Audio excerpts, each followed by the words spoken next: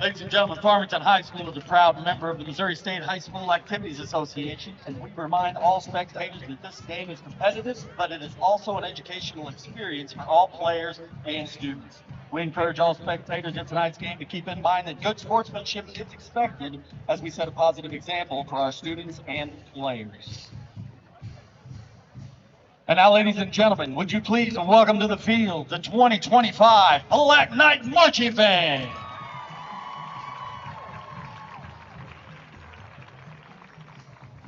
The Black Knight Marching Band is proud to represent the Farmington R7 School District throughout the year. The Black Knight Marching Band and Farmington Foundation would like to thank the following businesses for their sponsorship of this year's Farmington Marching Invitational: Culligan Water, Ernie Williamson Music, Kimberly Yeager at Mineral Area Medical Provider, Farmington Lock Works, Boyd and Associates LLC, Kimberly Borchers, MD, Jonathan Borchers, MD, Prairie Farms Dairy, Mineral Area Office Supply, Kurt and Julie Balkin, Mineral Area Office Supply, Harps, Park Hills, Harps, Culligan Water, Sergeant Construction, Chiropractic Connection, Dr. Ryan Tischer, First State Community Bank, Prairie Farms Dairy, Eric Dugal, Save-A-Lot. And the following businesses may be found on the band fundraising card this year: Buffalo Wild Wings, Butterfield Florist, Casa Soul, Catfish Kettle, Cold Jack, Colton's, Columbia Street, Mercantile, Culver's, Domino's, El Tabatillo, Elite Tech, Farmington Dairy Queen, Farmington Sports and Rehab, Jimmy John's, Franklin Jewelers, Little Caesars, Long John Silver's and A&W, McAllister's Deli, Mineral Area Office Supply, Pasta House, Qdoba, Steak and Shake, Sugar Fire, Old Time Pantry, Sweethearts Chocolate, and the Olive Branch.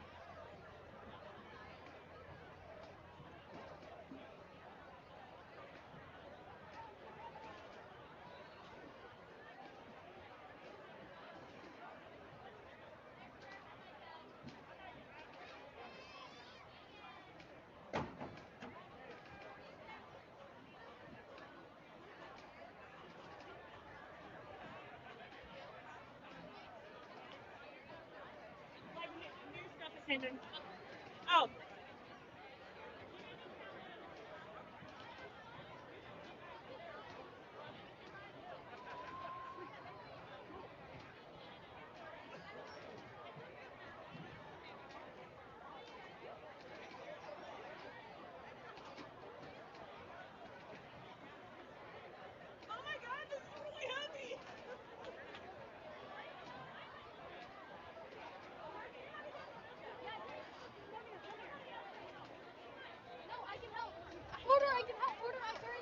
I can help. What? Girl, you cannot.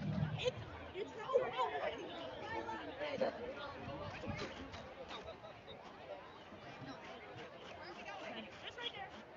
I just need to put the podium right here. Okay. That's fine. That was their weightlifting for today, guys. Yeah, it's heavy, yeah. Podium here.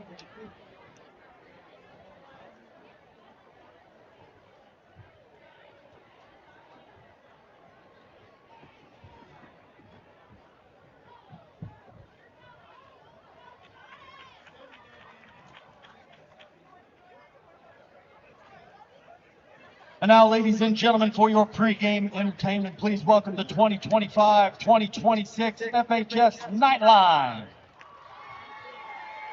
Tonight, we would like to welcome FHS Cheer as their special guest for the performance.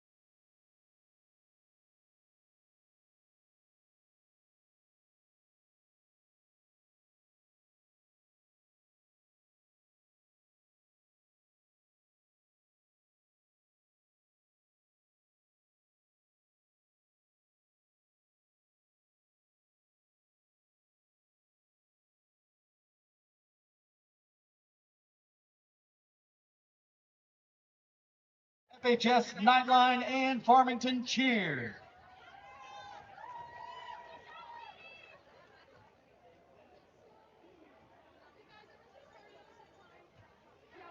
Now, ladies and gentlemen, if you're not there already with the 1990 football team, please make your way to the inflatable night. 1990 football team, please make your way to the inflatable night.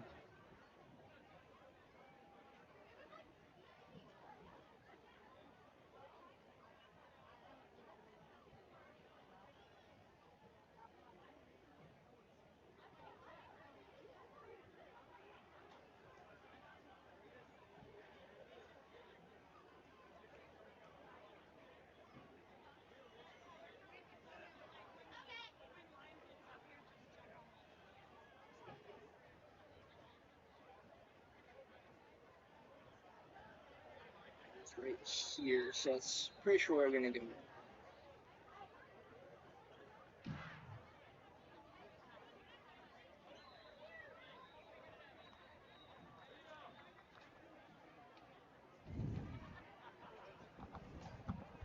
Okay, we good? Is it on? Can you hear me? No. Is there a switch back here? Should find. Yeah, I think that'd be smart. I know. He's down there on the camera. I think we got a while before it starts. Can you go get him real quick? Oh, where is he? You seen that? Okay. What's not? By where the flagpole is in the grocery. Oh, yes.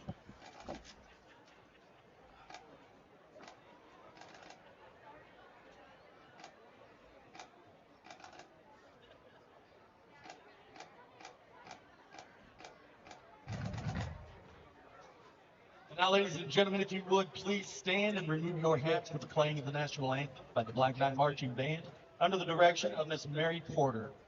Tonight, the Junior ROTC is accompanied by our special guest with a flag presentation by the Farmington Elks Lodge, number 1765.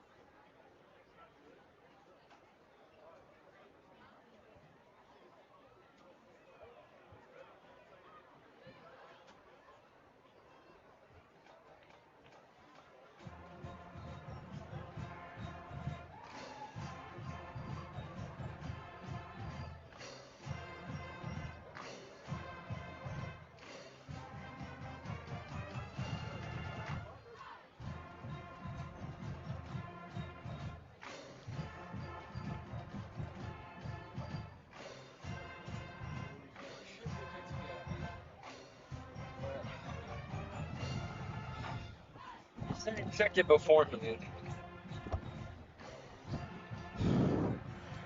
Turn this off.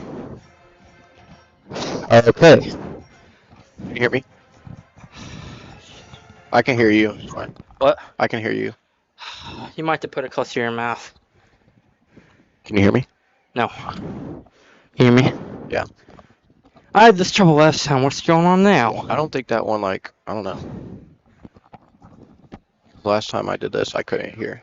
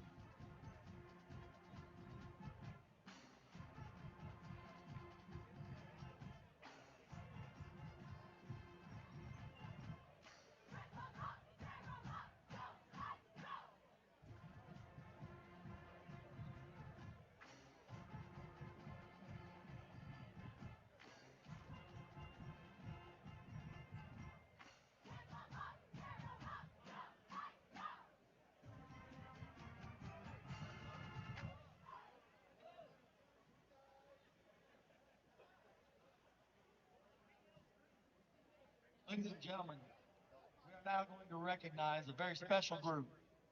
Would you please give a warm welcome to the 1990 Farmington Knight football team.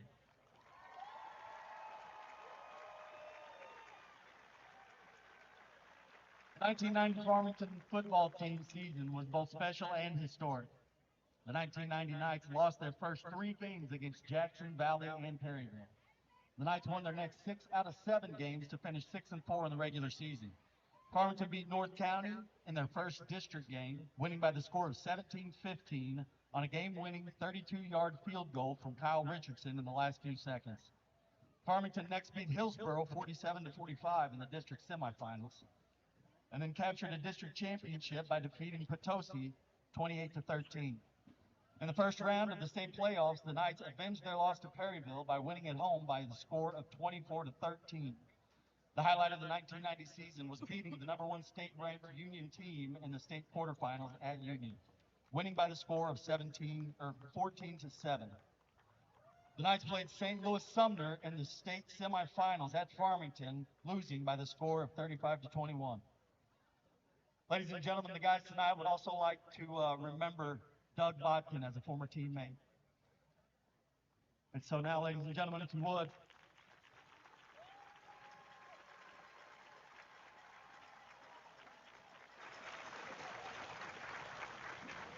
let's keep that going and give another big round of applause to the 1990 Farmington football team.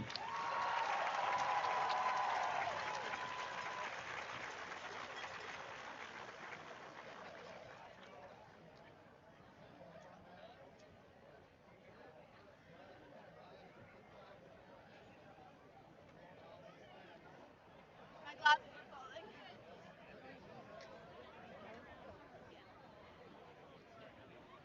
So go ahead and go to your zones, I guess, after they run through and do the coin toss. Did you hear what I did on the one? No. Oh. Well, I was gonna see if I can go like and just like Yeah. as long as I'm not in the way out.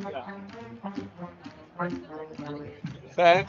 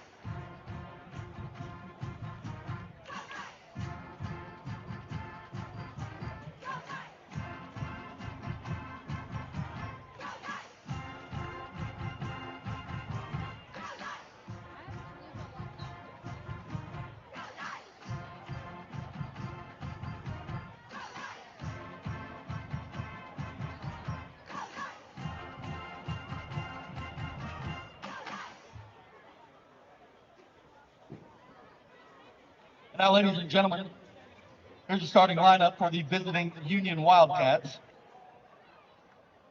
Number 84, senior Ryan Stowe. Number 73, sophomore Alex Michaelette.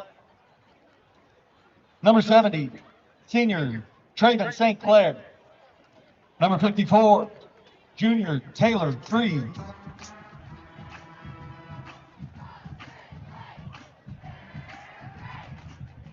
53, junior Jackson Brad. Number 50, senior Brody Sykes. Number 36, senior Warren Duffer. Number 27, senior Joseph Zagari.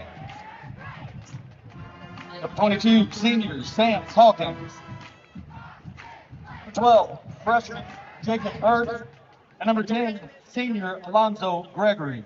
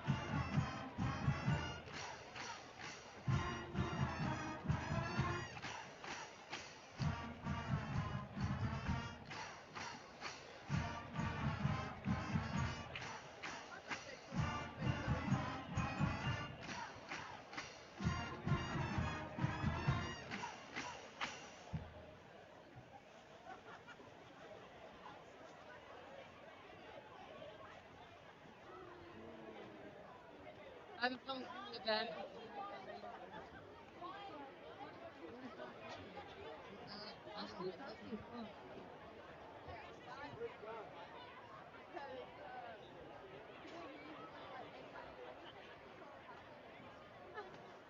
Okay. So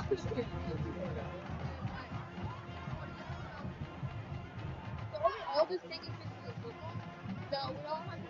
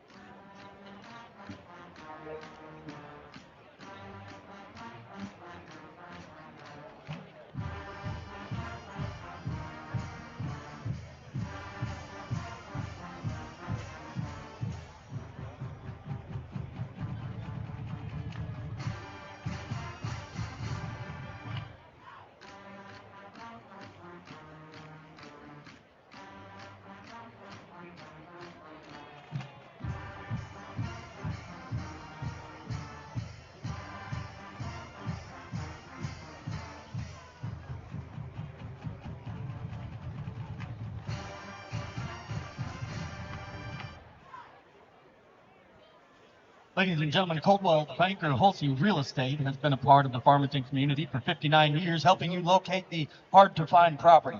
Go to our agent's page and email or call one of our experienced agents so they can assist you in your search for your dream home, land, farm, or commercial property.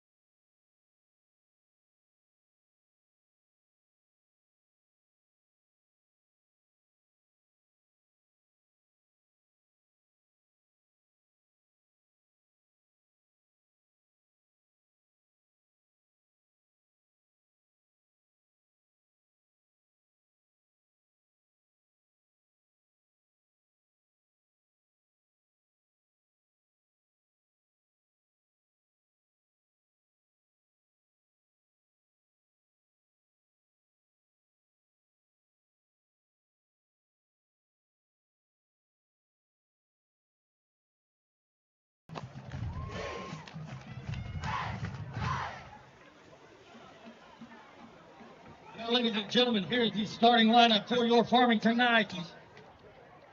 At wide receiver, number 81, Nolan Blankenship.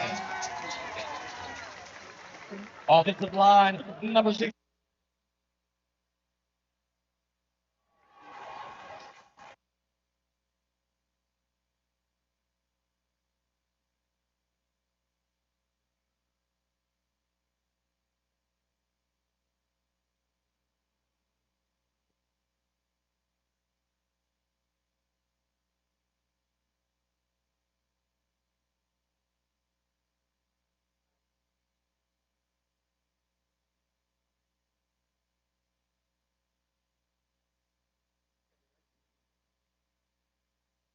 At wide receiver, number 15, Isaac Swift. All right, we are in session. 7, Corbin Phillips. Hello and welcome At running to back, number the 5, BKTV Live Troy. for some high school football. And your quarterback, It's a beautiful day for some football. Tinsley. We're here for a matchup between the Farmington Knights and the Union Wildcats. I'm your play-by-play guy, Julian Clemens, joined here by, And I'm Owen Caro. like I said, it's a beautiful night for football. And these Farmington Knights off to a hot start. Our team here tonight is our producer is Caden McBride. Our three cameramen are Sam Sorbello, Trey Burke Bigler, and Gabe Lau.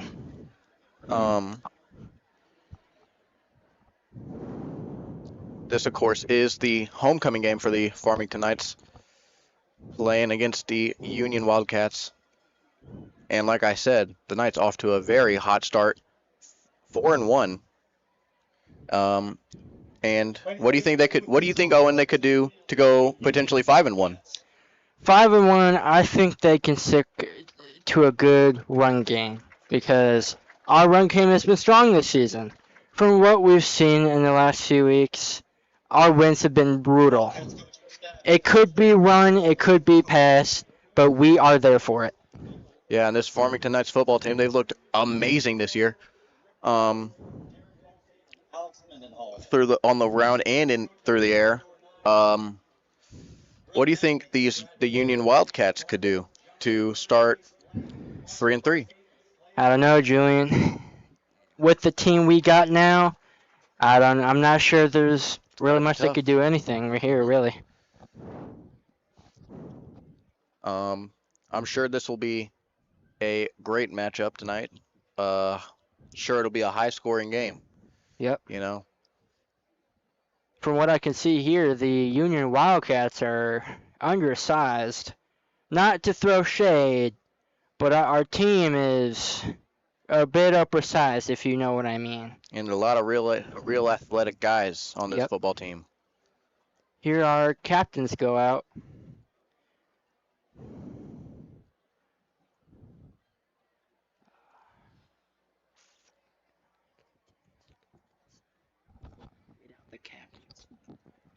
Your officials for this evening. Referee David Weber. Umpire Marvin. Your captains for tonight, Wilkins. Line Caleb judge, Leask, Winston, and back judge Scott Ragland. Scott Fripp, Connor Farrell, and Tatum Tinsley. Our captains seem promising here tonight. Tatum Tinsley, the starting quarterback, airing the ball throughout the season, getting some good pass yardage.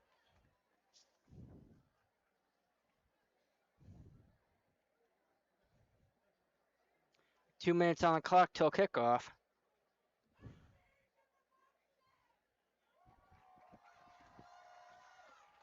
It's a hot October night. Yep. Got a little wind, little breeze going. Not enough to cool us down up here, Nope. but sure it's enough to keep these fans cool. The atmosphere, folks, here is extreme. Our student section is big, loud, and proud. Yep, and of course, decked out all black and gold Yep. for homecoming. Our homecoming years in the future and in the past will always be great and have been great, and we're here for it. Union will receive to start the game. And Farmington will kick off to start the game. About a minute left until kickoff. Let's see what the Union Wildcats can do here with their receiving team. And I'm sure we're in for an incredible matchup. What do you think about their our starting kicker tonight, Julian? A lot of, like I said, a lot of athletic guys on this football team, and these guys are no different. I'm sure they're gonna kick good and hit hard. Yep. You hear that crowd loud and proud. Kicking off for the Knights, number 4, Josh McCarthy. Number 4, Josh McCarthy, back out to kick the ball off. Back to receive for Union, number 26, Jarrett Johnson. Ladies and gentlemen on both sides, please get on your feet. And back to return it for the Union Wildcats, Jarrett Johnson, number 26. Our fans here tonight are getting wild, boys. And Getting wild. bounces through the end zone. It's a touchback by the Wildcats. And Union will start at the 20. Who's our starting defense here, Julian? At cornerback, Owen Barron and Hudson Buchanan. Our safeties, Jackson Tinsley and Kendall Wright. Our linebackers, Caleb Leask, Bryce Busenbark, Porter Herman, and Josh McCarthy. And we're about to snap the ball,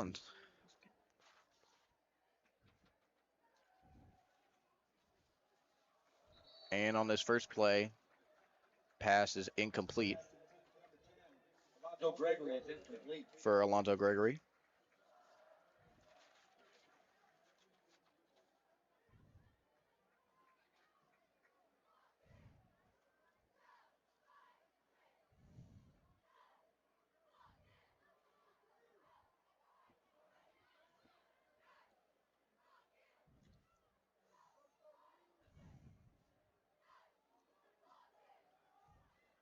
Jacob Burke to take the snap. Man in motion, they hand it to him, and he is stuffed at the line. It's going to be 3rd and 10. 26, Jarrett Johnson with the carry. Stop by number 4.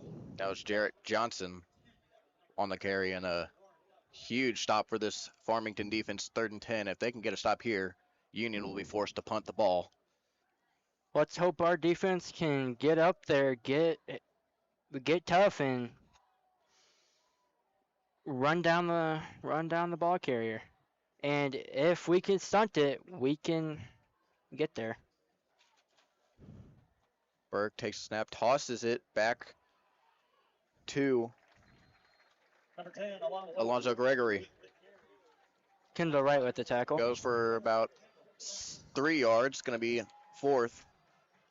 About 5 yards, sorry. It's going to be 4th and 5, and they're going to trot out that punt team to punt the ball.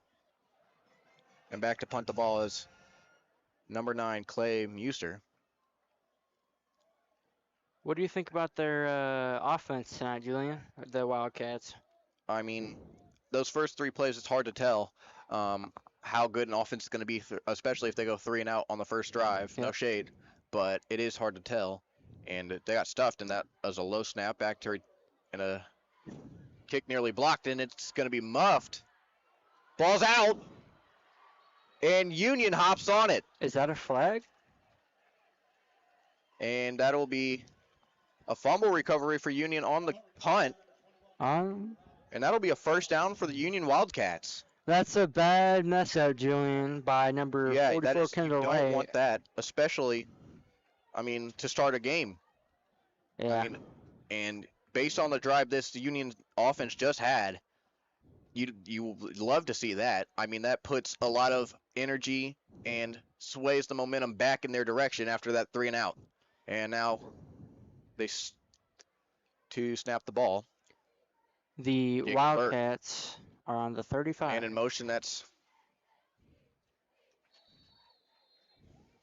Jarrett Johnson, who takes it up the middle. I'm sorry. That was Warren Duffer. Number 62, Wyatt McDowell with the tackle, with the run stuff.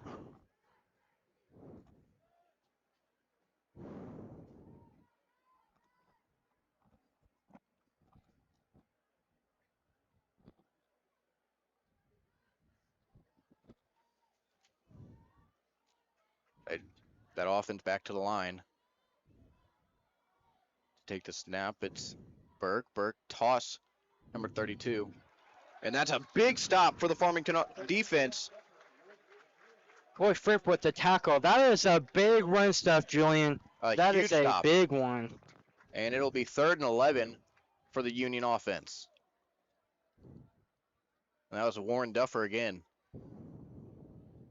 I mean, judging by these first couple plays, they need to air the ball out. I mean, on that first play, they had a man open, couldn't complete the pass, and I would assume they would go for a pass here. I might be wrong. They do not. A ball's out. Farmington says they have it. They do. Now we will see what this Farmington offense can do. Oh, and what do you think of that? Wow. That is an equal mess up What a way. to our kick return, but with going punting just a few minutes ago, fumbling the ball is not a good play by the Wildcats. Your defense comes out now. Never. The first thing you want to do in football is hold on to the ball, and Union did not do a good job at that on that play. And I can't imagine their coach is too happy with that. To see what this Farmington offense can do, it's Tatum Tinsley out to take the snap.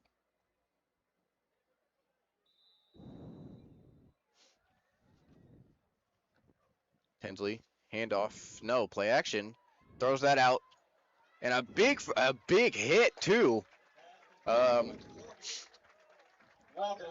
was Walker Lout with the catch and with the catch and carry to the 48, I believe. Maybe the 47, and it's going to be 2nd and 1 for these Farmington Knights. And man in motion, that's Coy Fripp. Fripp takes the ball. Fripp cuts upfield and takes it for a first down past the 50 and into Wildcat territory. Our boys down in the trenches are surely doing their fair share of the work, and it's showing. A lot of Getting great some blocking. big gains by the Knights. Wonderful blocking on that play. Tinsley making sure the offense is ready and throws it Nolan Blankenship down that left sideline, and he's brought down after about 5 or 6 yards. It'll be 2nd and 4. 2nd and 4, 2nd and 5. And a flag is out. What do we think the flag's on, It's a Julian? hold on the offense, I believe. It is. So that'll be a 5-yard, 10-yard penalty. That's a mental mistake we cannot be making to, the 5th week of the season. Yeah. You got to mitigate. If you want to win a football game, you got to mitigate mistakes like that. And they didn't on that play. But, I mean, this Farmington offense, they're strong and they're resilient. I'm sure they'll bounce back heavy on this play. 1st and 14. Tinsley takes the snap, hands it off to Hudson Buchanan, who's hit hard. You could hear that one from the booth up here. You can hear them shoulders pop. He stopped at the line. Stop by number 53, Jackson Brad. It'll be 2nd and 14. And the Knights looking to the sideline for a play.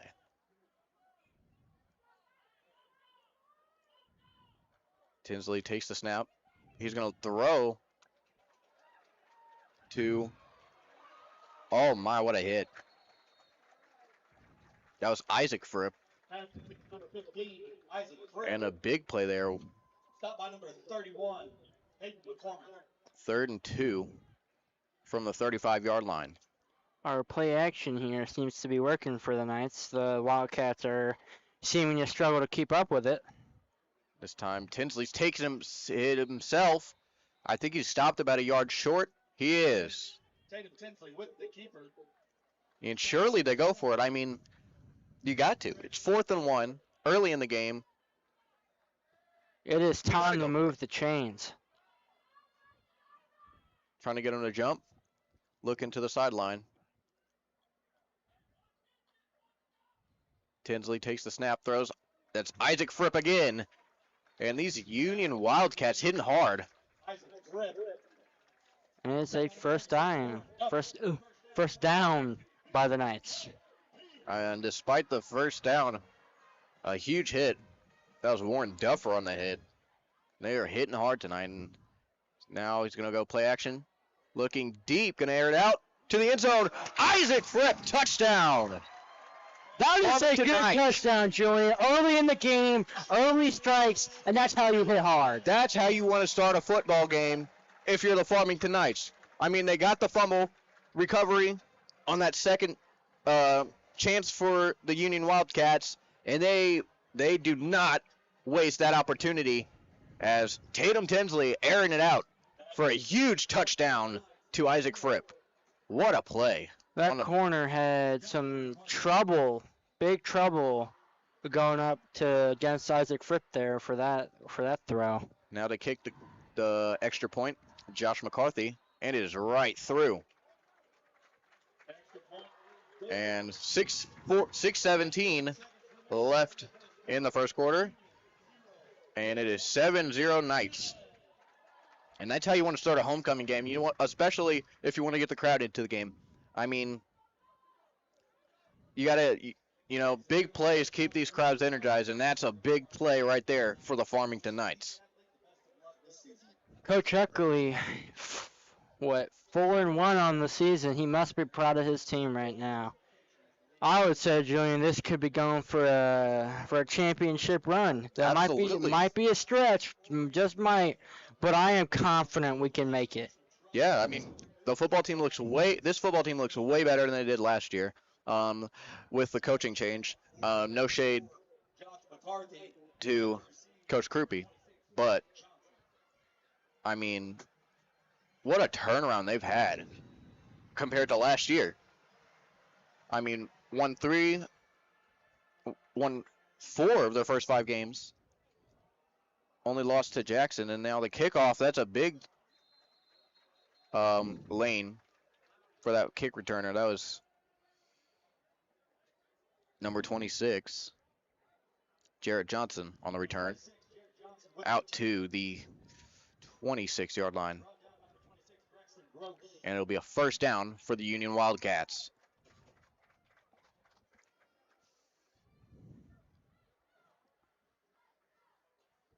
Now we're thinking of it, Julian. Who do you think's gonna win for our homecoming queen tonight at halftime? Honestly, I'm not sure. I'm not sure. That's a fair and neutral answer. We don't really know if not we're going. Berg to snap the ball. Sorry to interrupt you there. He hands the ball off, and a lot of chaos going on down there. That was Warren Duffer with the carry. About a yard on that one. It's going to be 2nd and 9 for the Wildcats.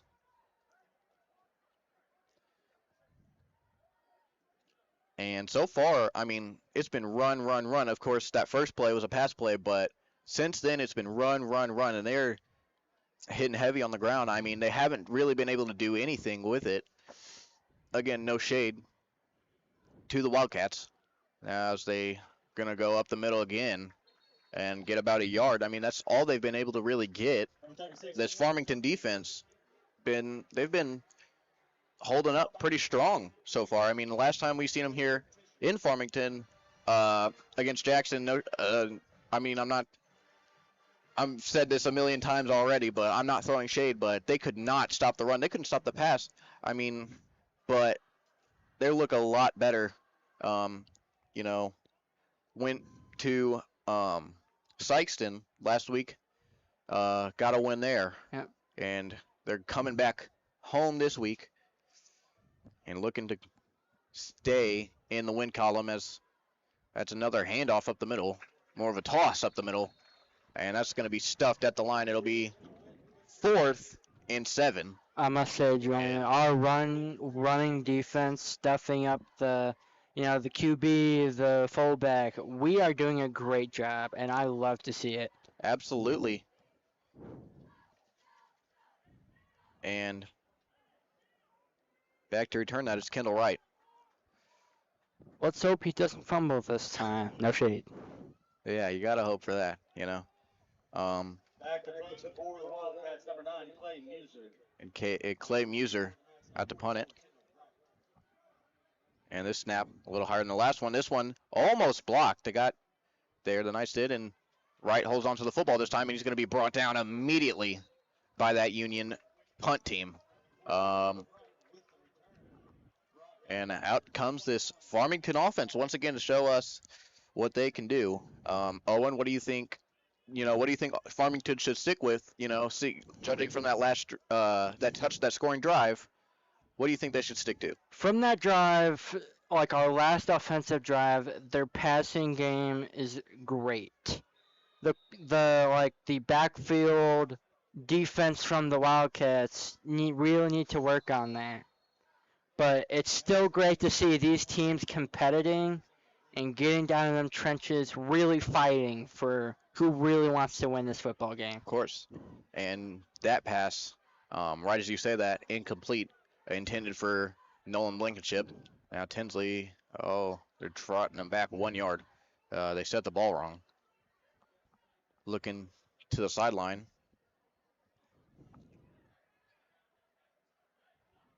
I'm sure there's going to be motion here. No motion. Tinsley's going to take it himself. Tinsley out to his right and runs through a man. Gets to the 50-yard line. That is a serious truck by Tatum Tinsley there. He is fighting for them extra yards. Fighting through the contact. And like you said, yeah, just fighting for those extra yards. What an incredible play. I mean, the last game I watched was that Jackson game, and Tinsley was doing it pretty good by himself with it on his own. Not much to speak of in that game. But, definitely a bright spot for the Farmington Knights in that game. Tatum Tinsley was. Now on 4th down, they're going to go for it. Tinsley's going to look to his left to throw it. That's Coy Fripp down the sideline and hit hard, knocked out of bounds at about the 30-yard line. First down for Farmington. As I said, doing the passing game for this Farmington football team is really working. Really, really working. Short pass, medium pass, long pass. It'll work with this football team. And this one, they're in a hurry up. That's to Blankenship, who gets free down the sideline and stopped after about 6 yards. First out of bounds by number 3, Clay DeWitt. I'm sorry, 9 yards, and that'll be 2nd and 1. Wow, it looked like it did not look that far from up here. But a big 2nd down coming up for the Knights. Handoff. It's an option, and that's Tinsley down the sideline. Tinsley breaking free into the end zone. Touchdown, Farmington Knights. Let me tell you, that was an exciting play. Even from up here, Julian, I got faith, even as the commentator for this game. Let me tell you, folks, this game is going to be exciting. It already is exciting. It's 13-0. With Tatum Tinsley's fake, that play from this offense was really, really crazy. What a play. I mean, like I said, and just almost on cue. I mean, I said it a couple plays ago, but Tinsley running himself has been a bright spot for these Farmington Knights this year. And now Josh McCarthy out to kick the extra point. And it's blocked. No good. It was blocked by the Union Wildcats, so it'll remain 13-zip. Farmington up 13, of course. 2:52 left in this first quarter. This is a good game for the Knights, starting off for homecoming. Yeah, that's definitely how you want to start a homecoming game. 2 touchdowns on your first two offensive drives, and they done it efficiently, very efficiently. through this first quarter. 2 minutes and 52 seconds left on the clock here, folks. The kick team, or no, the Farmington, what looks to be either the kick team or the defense. The kicking, they're out to kick the ball off. That's Josh McCarthy. And back to return that, it's Jarrett Johnson. Josh McCarthy. Back to receive for the Wildcats, number 26, Jarrett Johnson.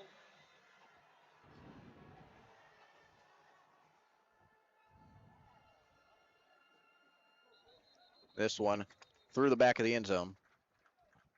So Union will be walking out to the 20-yard line after that kick from McCarthy. And this Union offense, I mean, they haven't been able to do much in this football game so far. I mean, there's still a lot of football left to be played. What do you think they need to do to turn that around, swing the momentum back in their direction? I really feel like they need to pass the ball. From what we've seen so far from these defensive drives from the Knights, they have been run stuffing the Wildcats like crazy. And now motion in the backfield. They're going to fake toss. They're going to air it out. That's Kendall Wright with the interception. And he's taking it past the 30 to the 25 to the 20. And he's shoved out of bounds at about the 16-yard line. That is a good interception. We'll by have the ball Kendall Wright. first down at the 16-yard line. First down, Farmington Knights. What a play. Severely underthrown. Yeah, a very underthrown ball. I mean, that ball was in the air forever. And Kendall Wright seen it and made the play. Got his eyes on it. Yep. Watched and looked it in. And I'm sorry, they're not stopped at the 16, but at the 17-yard line. So Tatum Tinsley back out to work his magic. Tinsley snaps, another play action. They throw it to Isaac Fripp. Cuts upfield into the end zone. Touchdown, Farmington Knights. And it only took them one play. And I know I've said this a million times already, but 3 drives on offense, 3 touchdowns. What a way to start this homecoming football game off for these Farmington Knights. Wow. That is a severe play by the Knights, doing the same play over and just in concession with the touchdowns like that. That is what you like to see. Thrown to the left hash, sprinting down the sideline into the end zone. Yeah, I mean, Tinsley, he faked the handoff when play action, and Isaac Fripp did the rest and got it into the end zone now. Tinsley snaps the ball, throws, end zone. He caught it on the 2-point conversion. That's Isaac Fripp again. So it'll be 21-0 Farmington with 2:31 left on the clock in this first quarter. Scoring that amount in just one quarter, 21-0, I really think it's a really good achievement for this football team. Yeah, especially. This program has been super exciting all season, and our fans and our stadium or stands are really, really proud and excited to see it. Mm-hmm. Especially for this new coach of the year. Yeah, Coach Eckley. Of course, took Jackson to a state championship, hoping he can do the same for the Farmington Knights. But now Josh McCarthy out to kick it off. Back to return it. That's Jarrett Johnson, number 26 for the Union Wildcats. And the kick. Johnson will let it bounce in the end zone.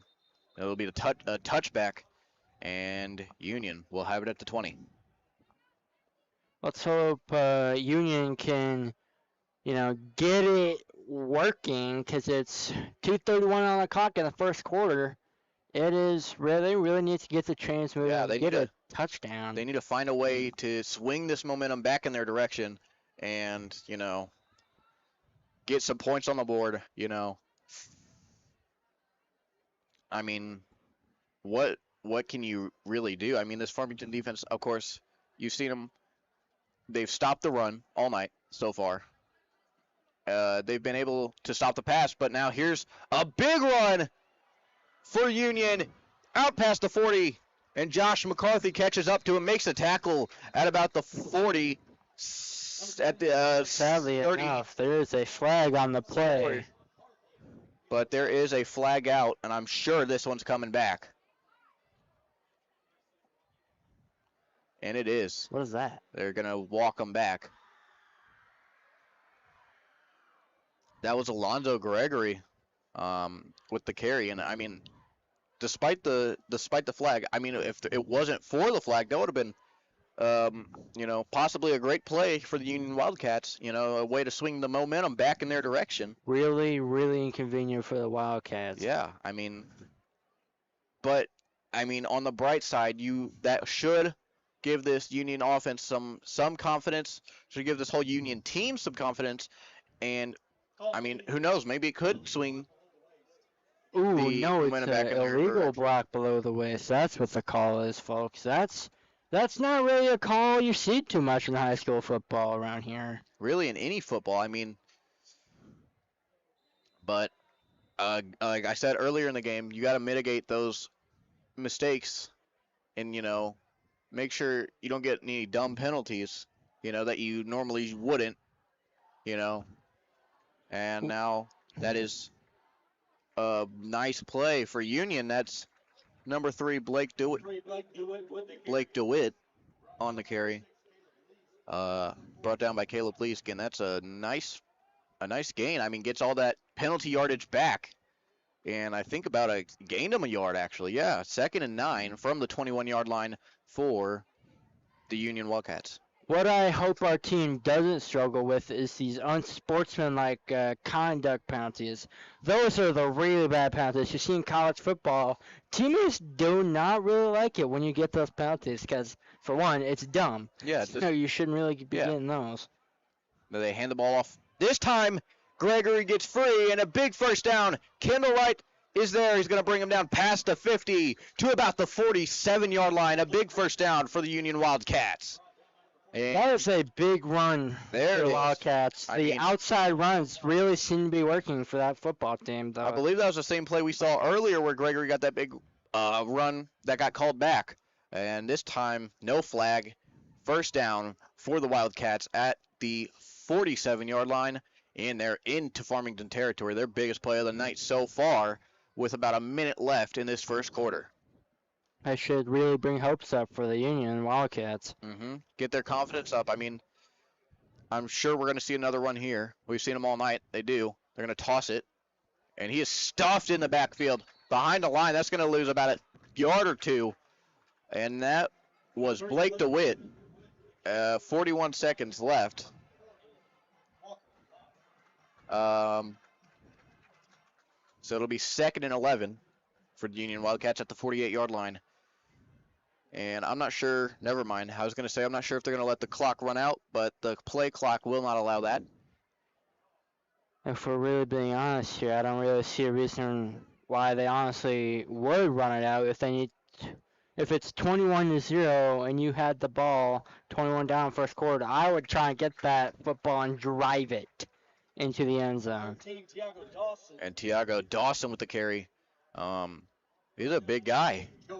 Brought down by Joey Bales, and that's not the play you want to see if you're a Union. It'll be 3rd and 12 for them as this first quarter comes to a close. The score, Farmington 21, Union nothing. Farmington Knights 21.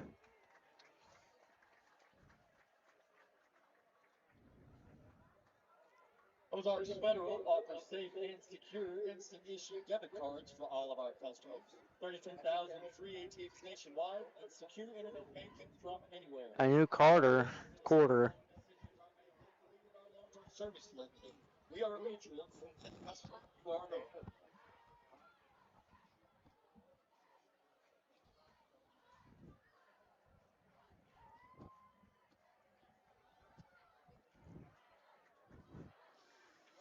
Throwing out shirts. It'll be 3rd down to get the second quarter started. Union with the ball, 21-0.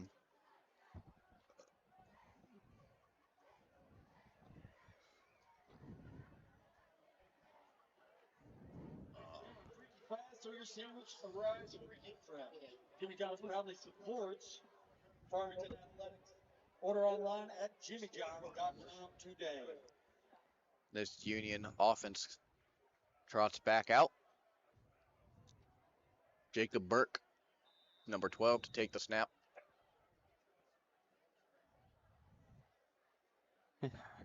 And another handoff. That is Gregory. Again, Alonzo Gregory. An intermediate Another gain. carry. I mean, he had that big play earlier. That got called back, and then the one that was actually the same play. A couple plays after that, but nothing here. About 3 yards. It'll be 4th and 8 for the Union Wildcats, and they're probably. I mean, they're keeping the offense out there. They're going for it. I don't see why they shouldn't. They're already down. You're already down. I mean, you're already down 21 points. You just want to get some points on the board. Get these guys, keep them motivated. And now they're gonna go to the pass. It's a big rush coming, but Gregory open down the field and a big first down for Union. At about the 34-yard line. Not the 34, the 24-yard line.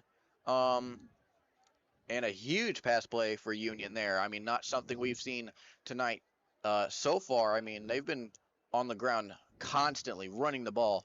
But this time, they throw the ball, they air it out, and it works. This is really, really what you like to see from a 3-3 football team. Yeah. The Wildcats hope to make themselves 4-3 against the Knights, but the Knights really don't intend on letting that happen. Big run, that's Gregory. Again, Gregory to the 1-yard line. Out at the 1-yard line is going to be 1st and goal at the 1-yard line for the Union Wildcats. A big play. I mean, Alonzo Gregory, so far, I mean, this guy's been great. 3 big plays now. I mean, 20-plus yard plays. Incredible. I mean, maybe that'll be a bright spot for these Union Wildcats, get them back in the game, especially if they can score on this drive. They are on the 2-yard line, hoping for a touchdown, their first touchdown of the game. I'm sure they run up the middle. They do. They're going to try to run it in with.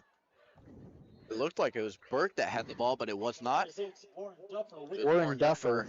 He's going to get stopped at the line. It's going to be 2nd and.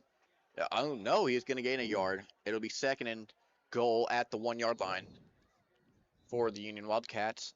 It's a timeout. And a timeout for the Wildcats, I believe. Officials timeout. No, it's an official's timeout. Is there a flag on the play? No flag. I'm not sure what's going on, but an official's timeout. Oh, sorry. It is a Farmington timeout. So they will have 2 left in this first half. 10-20 left on the clock, and they are up 21-0. Ladies and gentlemen, before live hits you like that blitzing linebacker, I mean, you have the proper protection in place. Already we've seen these Farmington Knights just, I mean, their defense suffocating the Wildcats on the ground. A couple bright spots for the Wildcats, but I mean, what do you think the Wildcats do on this next play? 2nd and goal from the 1. I think they might run it outside, but from what we've seen, they haven't really run it outside, like the trenches much. But if they do on this play, I really think they'll succeed. I mean, I'll tell you what I would do. I would give the ball to Alonzo Gregory, number 10, and let him pound it in there. Yep. Like he's pounded the ball upfield all game. They continuously run it up the middle, and it is not working. Not working for the Wildcats.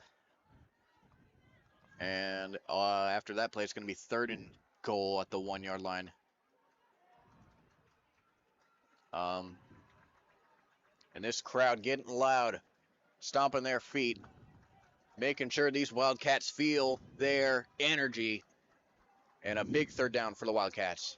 The stadium pulse. They're going to run with a QB is sneak. really working. Looked like a tush push there. And it's a touchdown for the Union Wildcats. Jacob Burke taking it himself. And finally, the Wildcats get on the board. It's 21-6. And a huge play for the Wildcats. It's going to be Avery Young out to kick the extra point. Back to attempt the extra point over the Wildcats. And what a play for the Wildcats. I mean, what a play call. And the extra point is good. It'll be 21-7. Farmington with 9:36 left on the clock in the second quarter in the half. And the Farmington Knights, I mean, suffocating defense until that drive. I mean, perhaps Union saw something they wanted to take advantage of, and they took advantage of it. Yep, They sure did. A couple big plays there. What a drive for the Wildcats. I mean, ups and downs, backs and forths, and ended in 7 points for Union. But I am sure the Farmington Knights could not be worried on this drive, Julian. They are currently 21-7, and they are up by 2 touchdowns. Let's see if the Union Wildcats can maybe get an interception or a fumble recovery and turn this game around for themselves and possibly ruin the Knights' homecoming night. Maybe. And I'm sure the Farmington defense will want a long offensive drive after that long offensive Union drive. That's Avery Young out to kick the ball off. Back to return it. It's Coy Fripp and Judge Aubuchon. And they're going to kick it. There's a squib on the ground. That's fumbled around with. I believe that was Isaac Fripp. It was. And he'll take it to about the 35-yard line. 34-yard line. So it'll be a first down for Farmington at the 34-yard line. First and 10, Farmington, 9:31 left on the clock. At the 36, sorry. They are at the Union 36. What do you expect from this offensive drive for the Knights? From what I've seen so far from the Knights, they are probably going to continue to run it. And if they really, really need to, maybe air it out some and really gain some yardage there. Because from what I've seen personally, the Union corners have not been doing the most amazing job covering these fast receivers on the Union side. That's Coy Fripp out to the right side. He's going to get... Whoa! He's hit as he's going out of bounds. The fans don't like it. No flag, though. That is a dangerous thing to do. Yeah, right on the sideline. That is a really, really bad flag if you were to get one right there. I don't think that should have been a flag. But I think the rest made the right call on that one. Maybe showing a little bit of leniency there, but not a ton. As now Tinsley's going to look to throw, and he does. It bounces in and out of the hands of Nolan Blankenship on the sideline, and incomplete pass. It'll be 4th and 6 for the Farmington Knights. Will they go for it? Possibly. They will from the 40-yard line.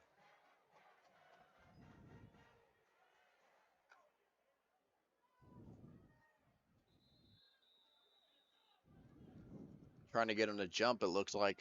And a Farmington timeout. They'll have 1 left in this half.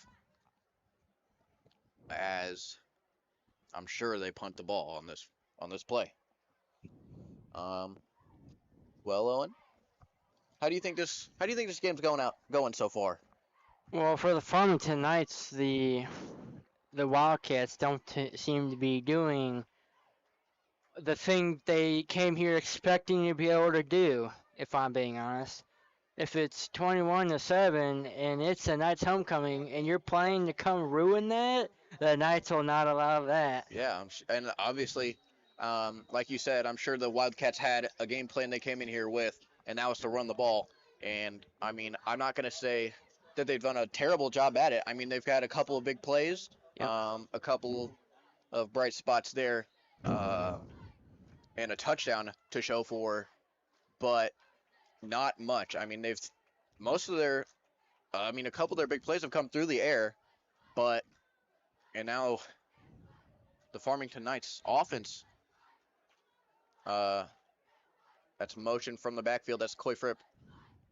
And Tinsley snaps the ball, looking to throw. He does. And that's a wide open man down the middle. Camden Kimbrough to the end zone. Touchdown, Farmington. On a 4th down pass play. What a play for the Farmington Knights. It's going to be 27-7. 8:51 left in this second quarter. What a play. What a play from these Farmington That Knights. is a really, really bad pass coverage. Like, just faulty, play. Or that was a great 4th down pass play from the Knights. Camden Kimbrough, the tight end for the Knights, getting open, getting that football, and driving into the end zone and make it 27-7. This kick is good. It'll be 28-7. Farmington, as like I said, there's 8:51 left in this first half.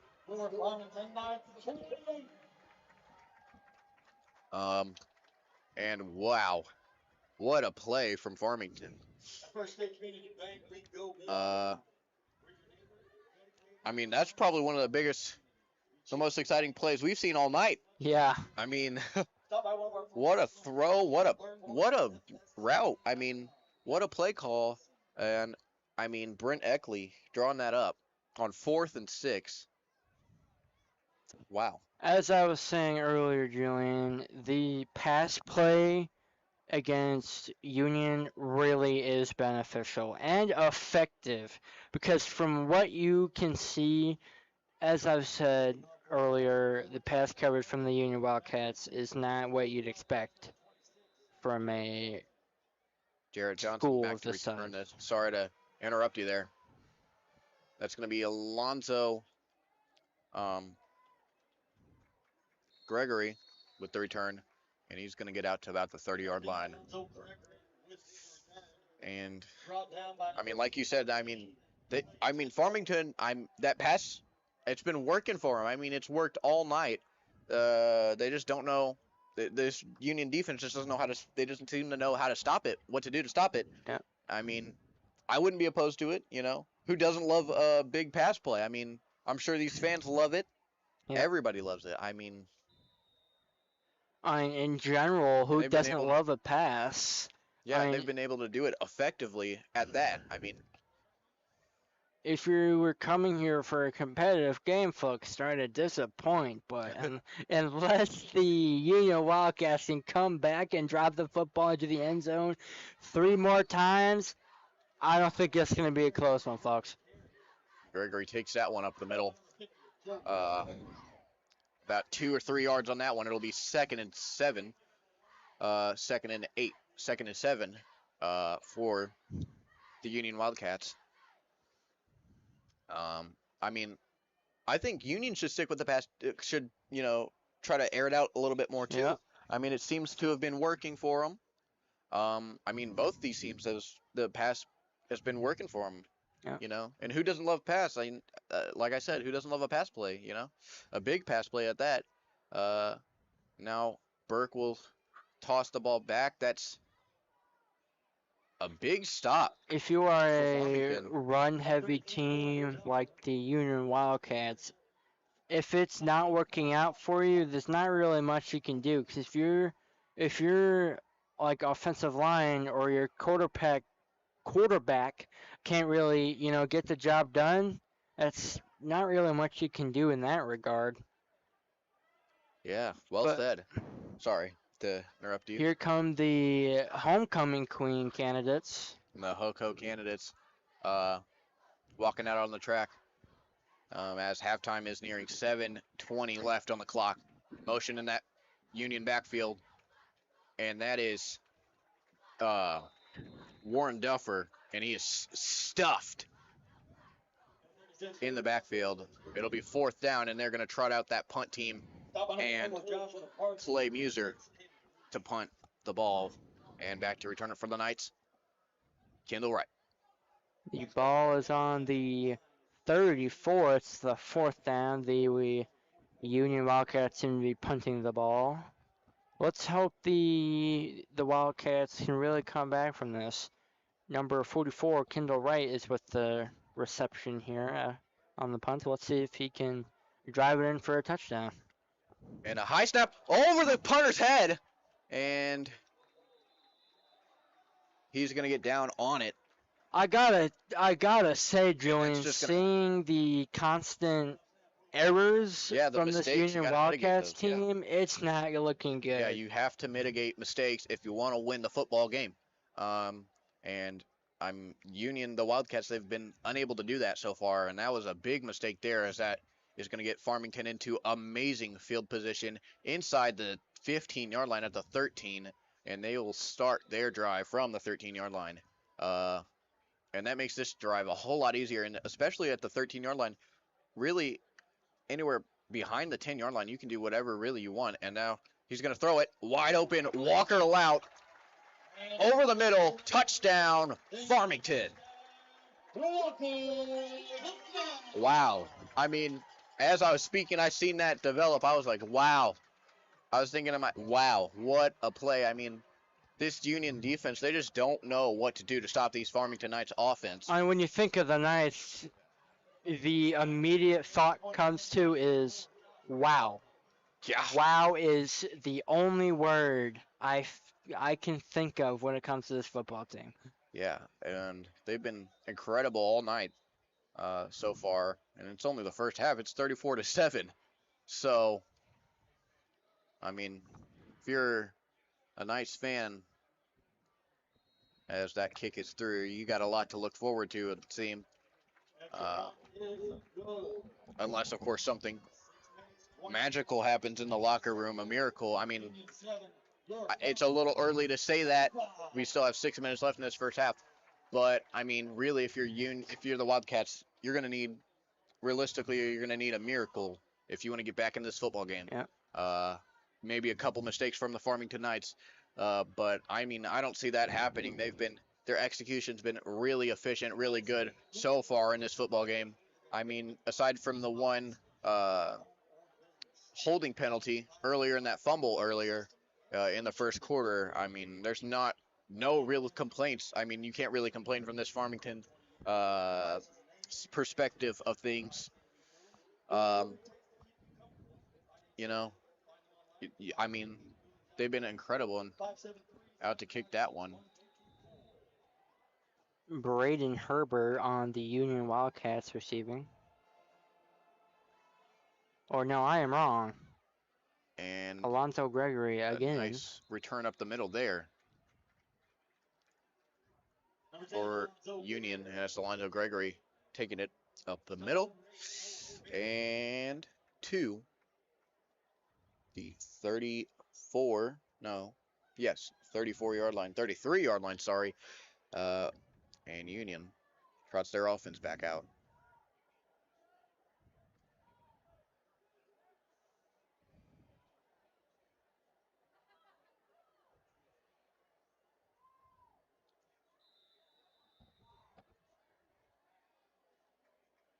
And now Jacob Burke hands it off. That's up the middle and a big gap there. Closed quickly for number 22, it looked like, Sam Calkins. I gotta say, Julian, I really do not know what the Union head coach is thinking here. Running and running and running is not working for this Union football team, and It's they just keep doing it. And about a 3-yard, looked like a 3-yard gain there. It's going to be 4-yard gain, sorry. It's going to be 2nd and 6 for the Union Wildcats. And of course, something you might notice is that formation. They've ran that formation all night. That is their formation.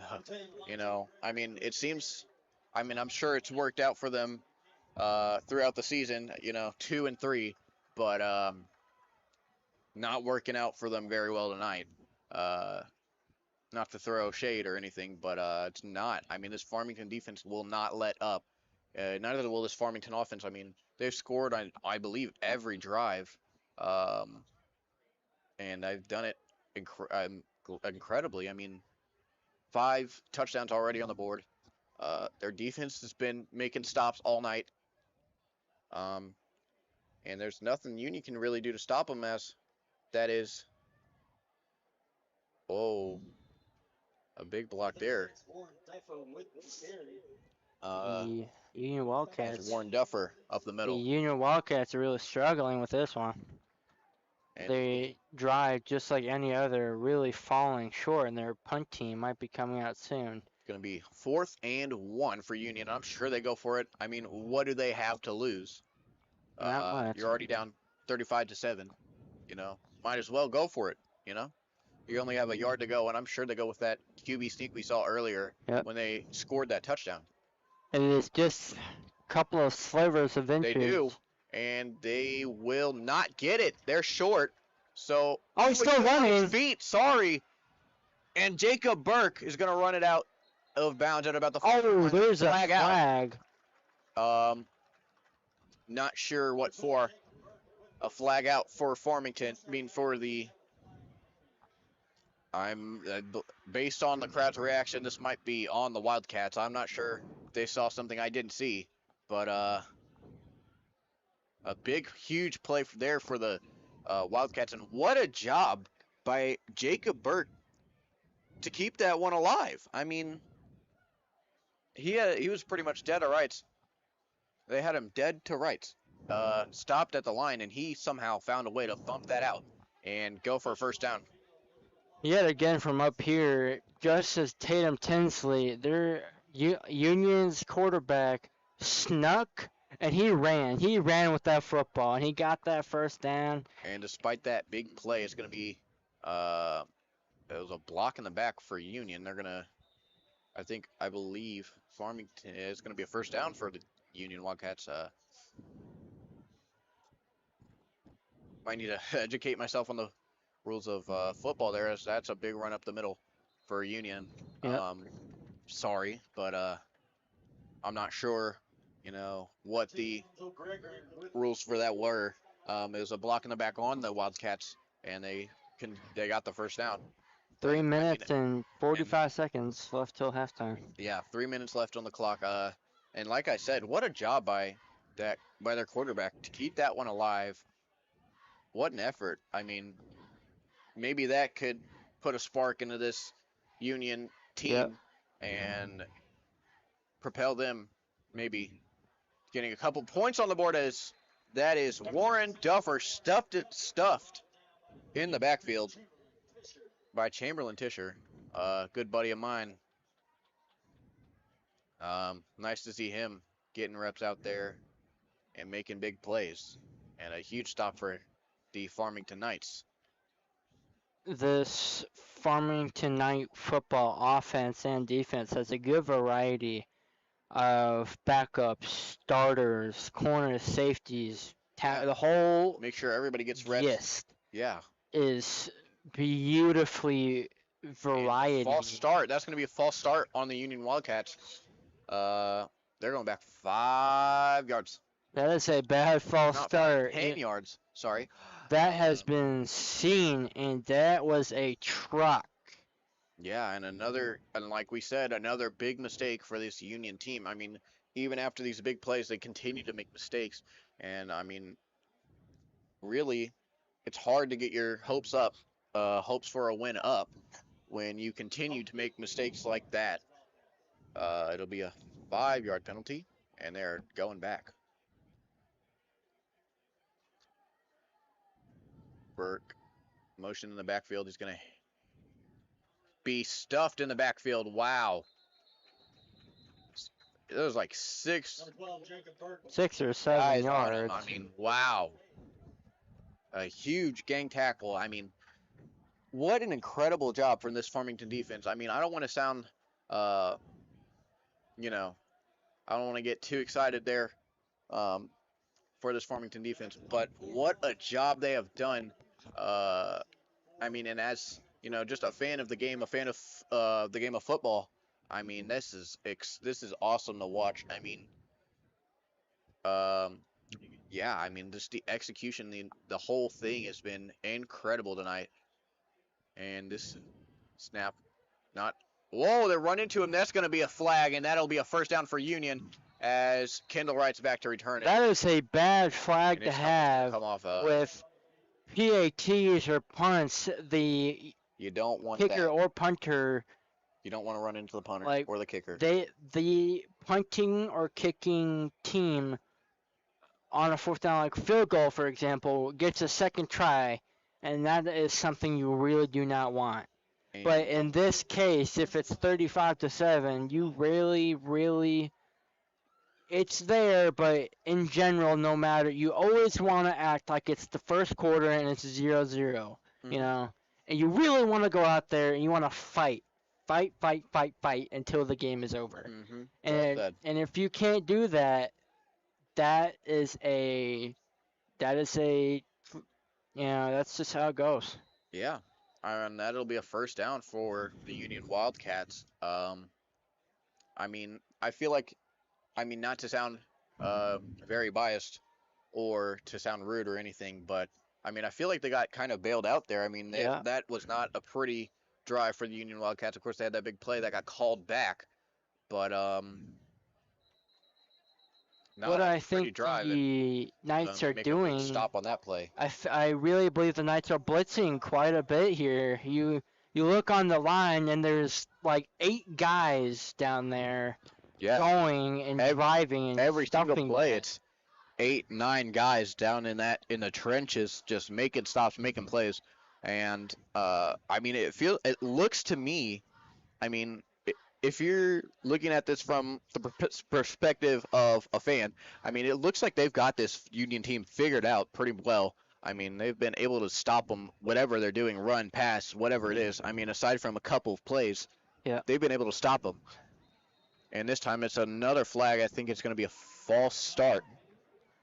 Delay of game on the Union Wildcats. 56 seconds left in this first half. I could not see a particular reason why the Wildcats would willingly get a delay of game there. If you are down by so many touchdowns, I would go for that. I would go try and get a touchdown, play hard, and be tough. You got to do what you can because Farmington's getting the ball back after the second half, and now in the second half, and that's a big run for Warren Duffer. First down for the Union Wildcats.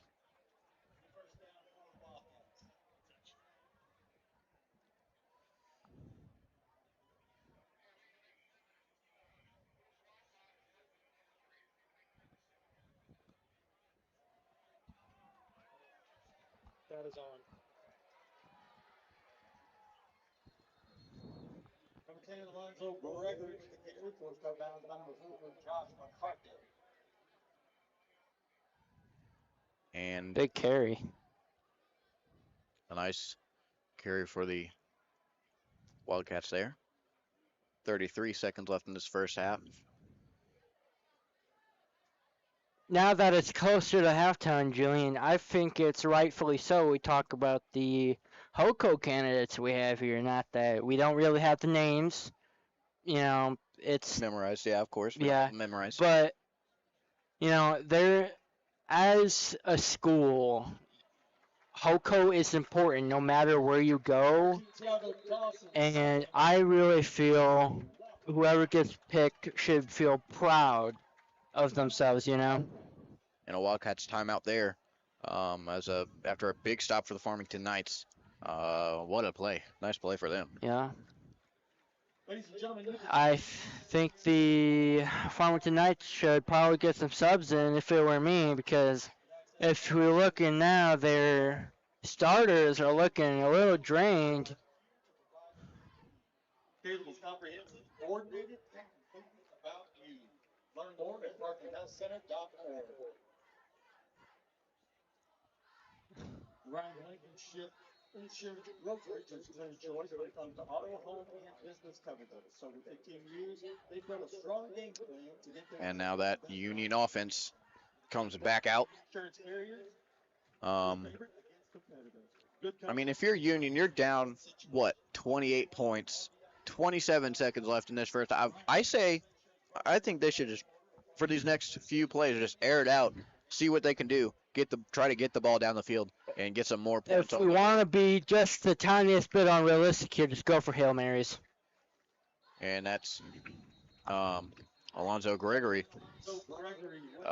with a run there, and it's going to be a Union timeout, I believe. Yep, and a Wildcat timeout. 21 seconds left on the clock now. And honestly, on this next play, guarantee it, they're going to throw the ball. Calling it right now. That's a good call. Using common sense on these types of things, assuming that if this football team was, like up there, I'd assume they'd throw the ball too. Because from what we've seen, the Wildcats have not been able to run the ball. So consistently well. They've had some good drives, but consistently.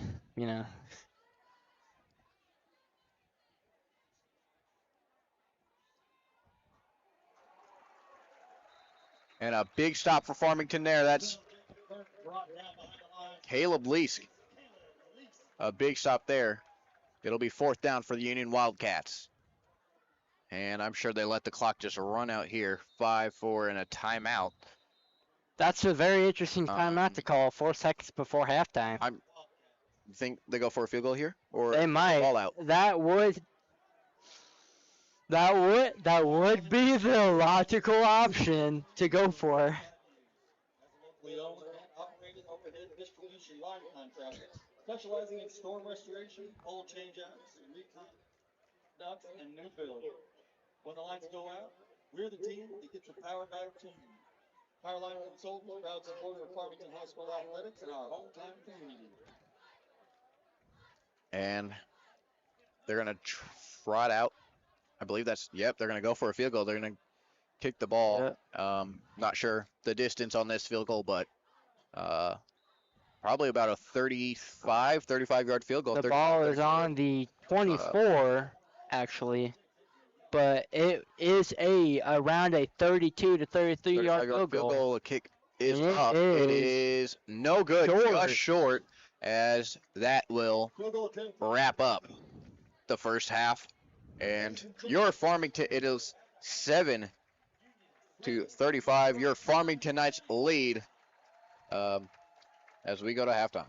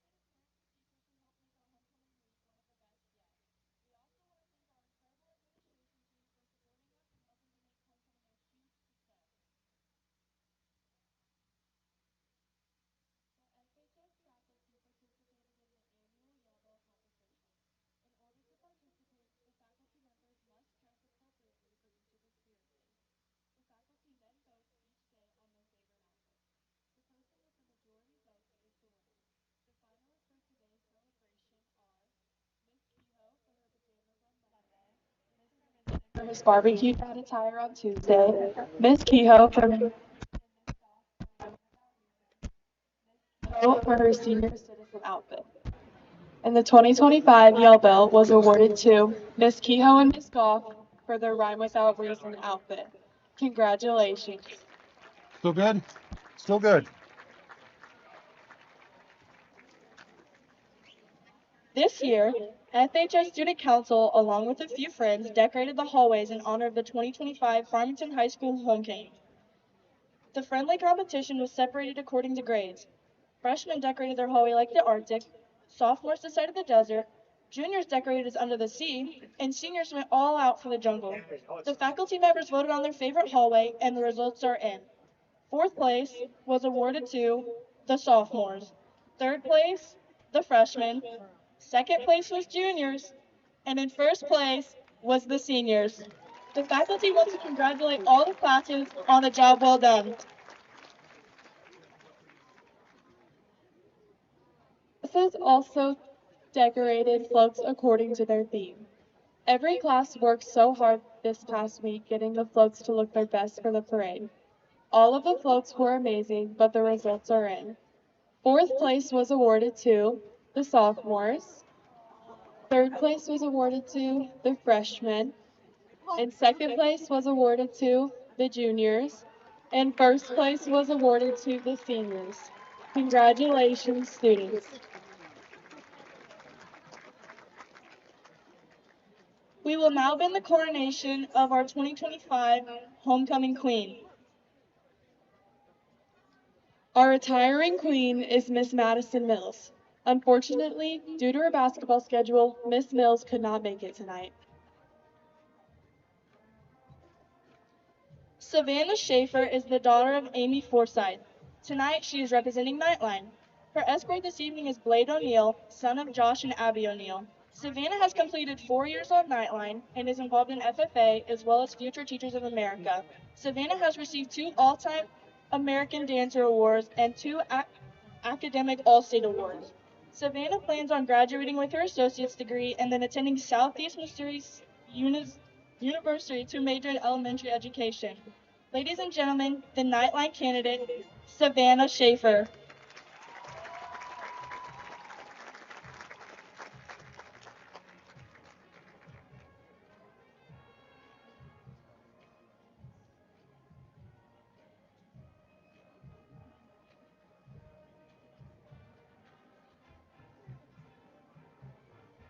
Joyla Harris is the daughter of Ashley Harris and Deshawn Quinn. Tonight she is representing Black Knight Marching Band. Her escort this evening is Florian Service, whose parents are Daniel and Judan Service. Joyla is a member of Black Knight Marching Band, Girls Swim Team, as well as World Cafe. After high school, Joyla plans on becoming a flight attendant. Ladies and gentlemen, the Black Knight Marching Band candidate, Joyla Harris.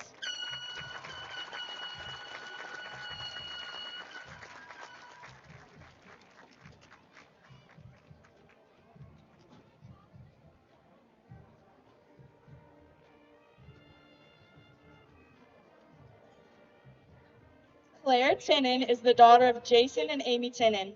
Tonight, she is representing Student Council. Her escort this evening is Cooper Tripp, son of Jeff and Missy Tripp. Claire has been a member of Student Council for 2.5 years and currently serves as the Public Relations Officer.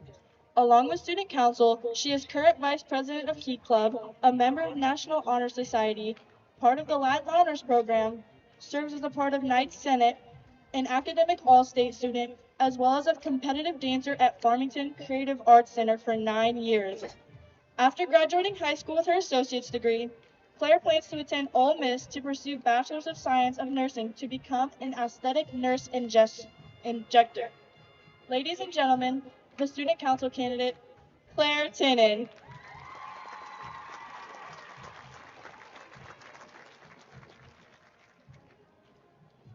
Alexia Romania is the daughter of Janet and Buddy Holsey.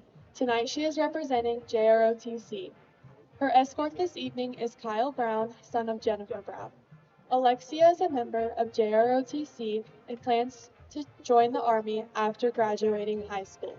When she returns home, she plans on doing construction as a side job. Ladies and gentlemen, the JROTC candidate, Alexia Robania.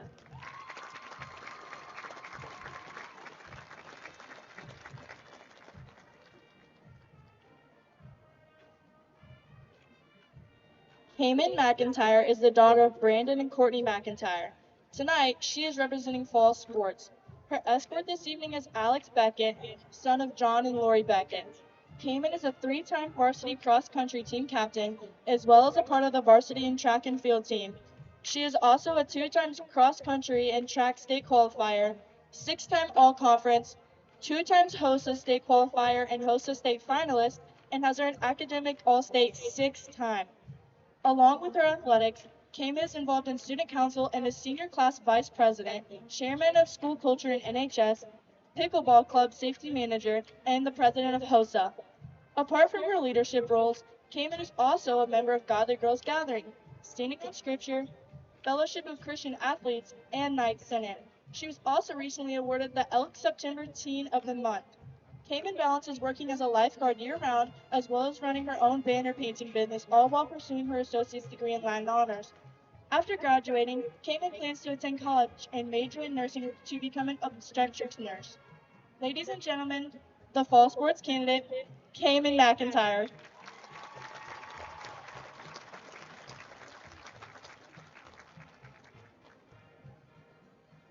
Addison Hubbard is the daughter of Brian and Amanda Hubbard. Tonight she is representing Black Knight Cheerleading. Her escort this evening is Trip Hurst, son of Brian and Joan Hurst. Addison has been on the varsity cheer team for 3 years. She has also been awarded All-State Academic, UCA All-American, and a two-time NCAA All-American nominee. Addison has also been a member of Student Council for 3 years and is currently Student Council President. Along with this, Addison is involved in Standing on Scripture, Fellowship of Christian Athletes, Godly Girls Gathering, HOSA, Future Farmers of America, Pickleball Club, and a member of Knights Locker. Addison plans to attend the University of Alabama and major in sports medicine. Ladies and gentlemen, the cheerleading candidate, Addison Hubbard.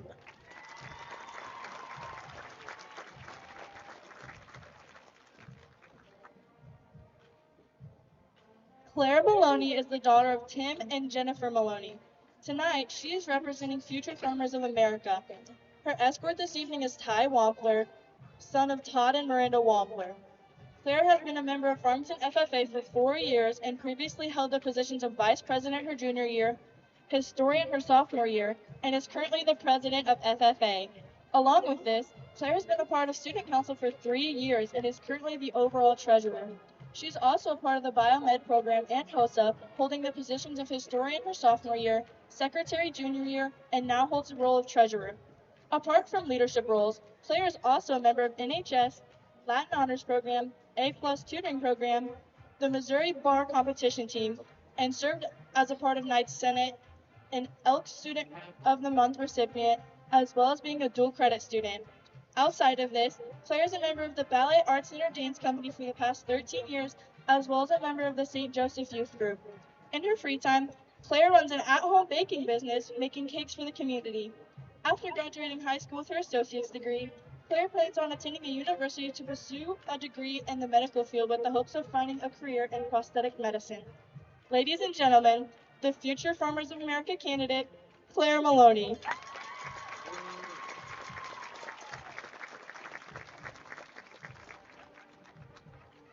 Lena Wade is the daughter of Brad and Patricia Wade. Tonight she is representing theater. Her escort this evening is Hayden Duncan, son of Darren and Amanda Duncan. Lena is the president of Key Club, the president of First State Communities Bank's Black Knight Branch, senior class treasurer, treasurer of Theater Guild, a member of National Honor Society, a member of International Thespian Society, an officer of Fellowship of Christian Athletes, as well as Standing on Scripture, and a member of Godly Girls Gathering. Lena is currently working towards Latin honors and has completed the A+ program. After high school, Lena plans to attend Southeast Missouri State University to major in finance and minor in accounting. Ladies and gentlemen, the theater field candidate, Lena Wayne.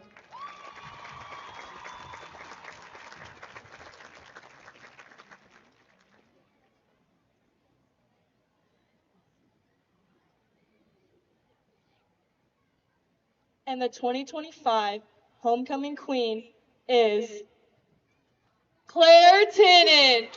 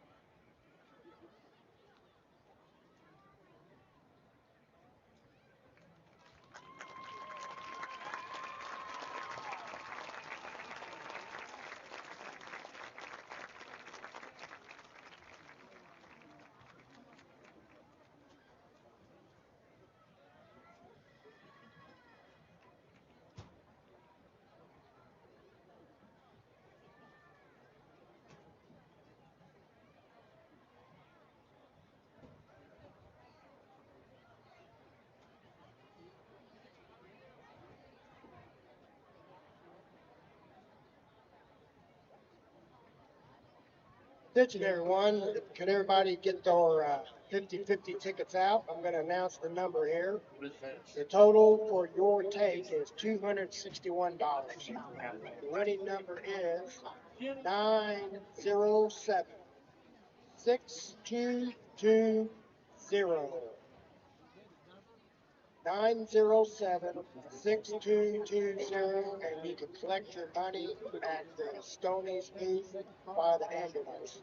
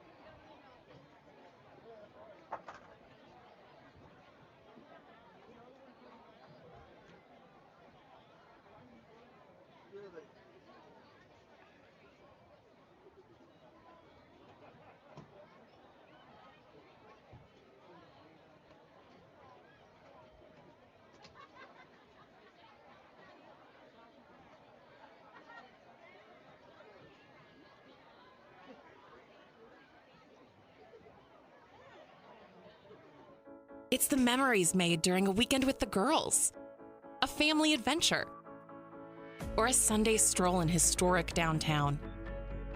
At First State Community Bank, we have a strong passion for small business owners and the students and families who live, work, and play here.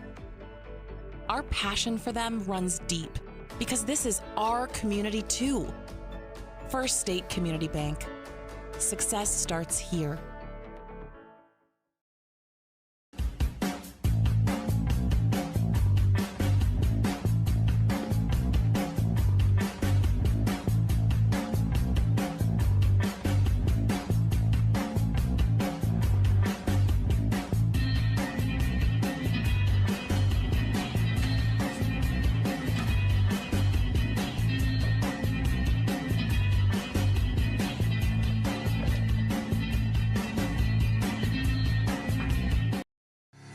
When comfort matters, count on Capias Heating and Cooling. Proudly serving St. Francis and surrounding counties, they are your local Bryant Factory authorized dealer, delivering top quality heating and cooling solutions for your home or business.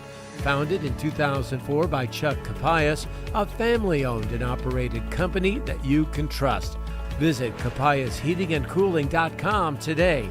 Capias Heating and Cooling in Farmington, 756-1224.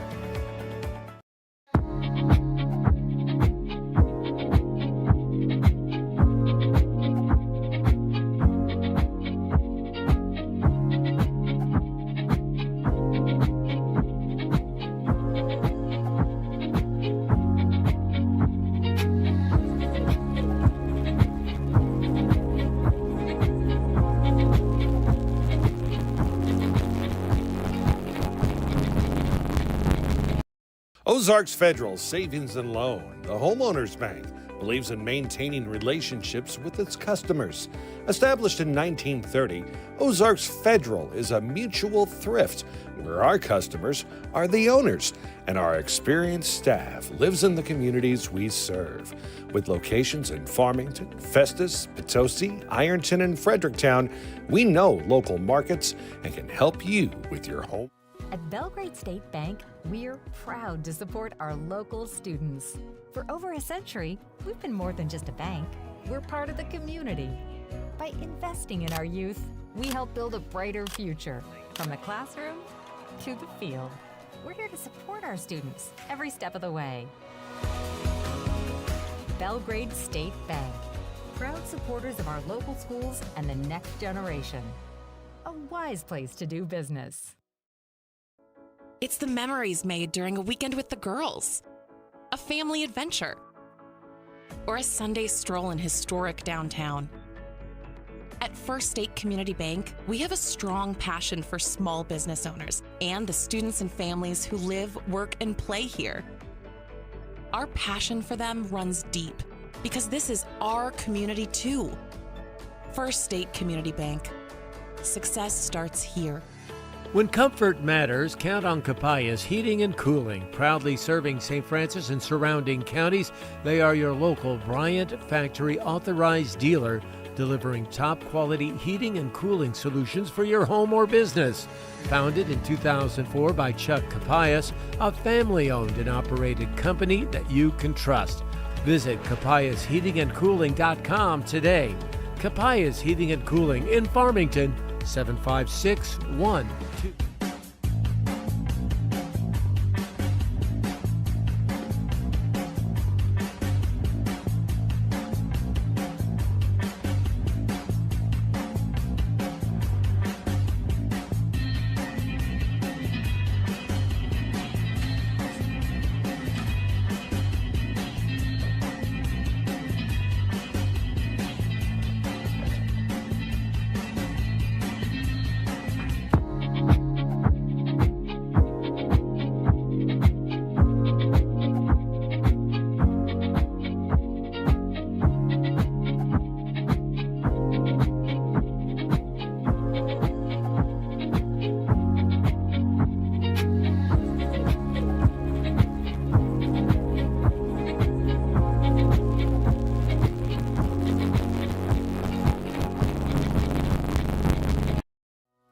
Belgrade State Bank, we're proud to support our local students.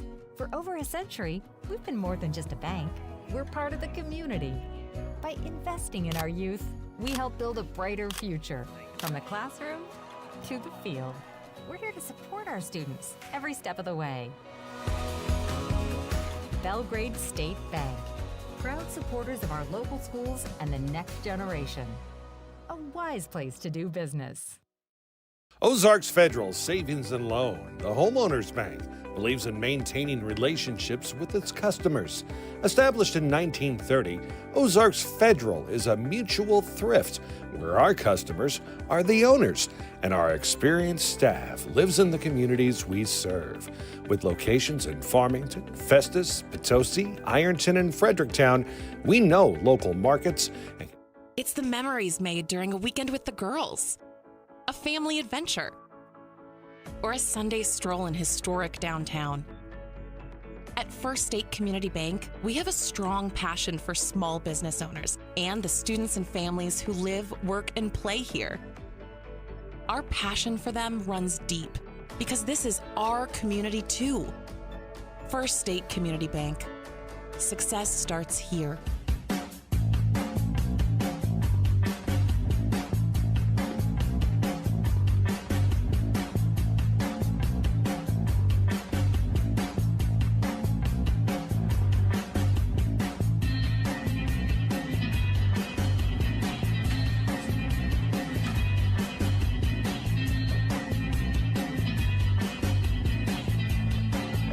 Ozarks Federal Savings and Loan, the homeowners bank, believes in maintaining relationships with its customers. Established in 1930, Ozarks Federal is a mutual thrift where our customers are the owners and our experienced staff lives in the communities we serve. With locations in Farmington, Festus, Potosi, Ironton, and Fredericktown.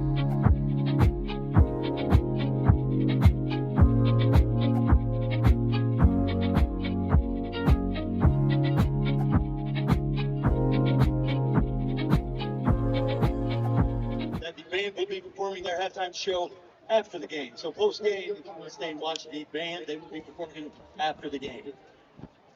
Welcome back to the BKTV live broadcast of this Farmington Knights football game. Farmington Knights versus the Union Wildcats, the homecoming game, of course. And the score after the first half, 35-7. Farmington Knights are back to receive the ball. Josh McCarthy and Coy Fripp, and Fripp will take it down the left sideline, down the far sideline, and he'll be brought down at about the 27-yard line. And the Knights will start with the ball in this second half. And Owen, what do you think of this football game so far? It's been Knights have been dominant all night. Yep. I mean, Union's got some points on the board, but I mean, since then they've not really been able to do much. How do you think they can? What do you think they can do to turn around? Well, for one, start throwing the ball. Yeah. And this is a blowout, as we can all see. But with like Union, it's pretty clear they're a run-heavy team from what we can see. But if they start throwing the ball, I really think they would, succeed in that regard. And Tinsley taking it, throws one-handed catch from Walker Lout, who gets about 5 yards on that. What a catch! Brought down by number 5. Yeah, wow. Carter, Chef. That was pretty cool. Yeah. One-handed catch, and it's going to be 3rd and 1 from the 36-yard line for the Farmington Knights. As one-handed catches are flashy and all, but they're not always secure catches. Now Tinsley's going to take it himself, and he's going to take the ball past the 40, there is on 45 to the 46-yard line, and a first down for the Farmington Knights. A lot of first downs in this game. What I would like to see from the Knights is a sack. Seeing a sack from this football team here would be really, really interesting. I mean, yeah, we've seen a couple of run stuffs. I mean, they've stopped them in the backfield tons of times throughout this football game. And now Tinsley's going to keep it himself. He's going to run up the middle, and Tinsley still on his feet past the 40-yard line and into Wildcat territory. First down for the Farmington Knights at the 37-yard line. And a big play from Tatum there.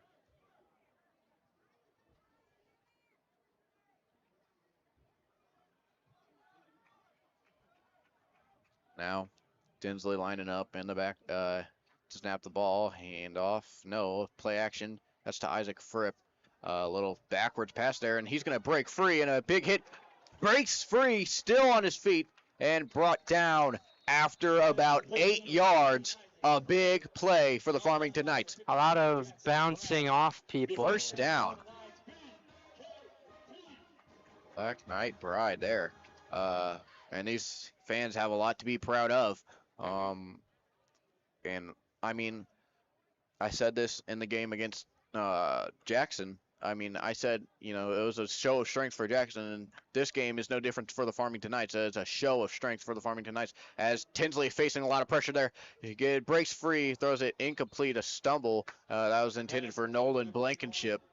He slipped, it looked like. Got a little tripped up, trying to cut back across the field to get that ball. But, I mean, what a job by Tinsley. The intense pressure from the Wildcats really messed up Tatum Tinsley there. Going for the sling, like, not really cross body, but from an awkward position to the wide open receiver, and it does fall wide. What a job by him to stay on his feet. He recognized the pressure coming and stayed on his feet, got out of the pocket, and, tried to make a play. Now he's going to run it out to his right, and takes a big hit on that right sideline, and wow. I mean, I don't know about him. I mean, obviously he didn't feel that much, but I mean, I would have been on the ground crying after taking a hit like that. Wow. Yeah, you really got to be physically and mentally tough to play the sport of football. A lot of mental, like you said, a lot of mental and physical toughness.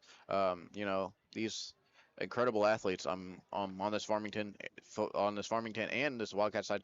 Now that's to Isaac Fripp, who cuts back, makes a man miss, and gets a first down.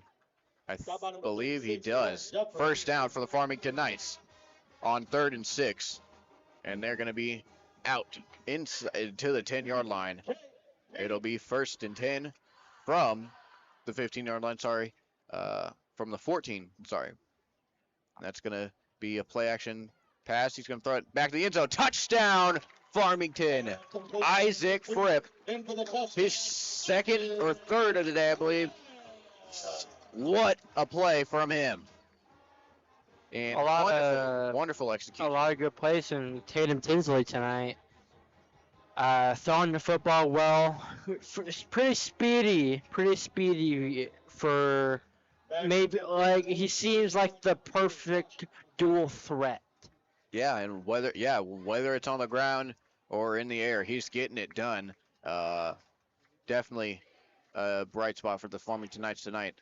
And now Josh McCarthy kick the extra point, and it goes right through.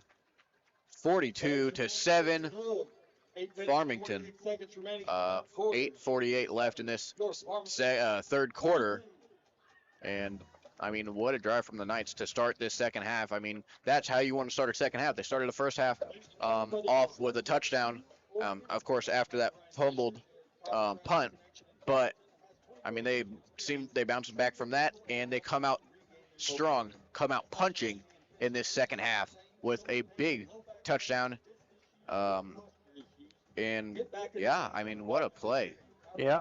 And, I mean, every scoring drive for the Farmington Knights, I believe they scored on almost every drive tonight. Yeah.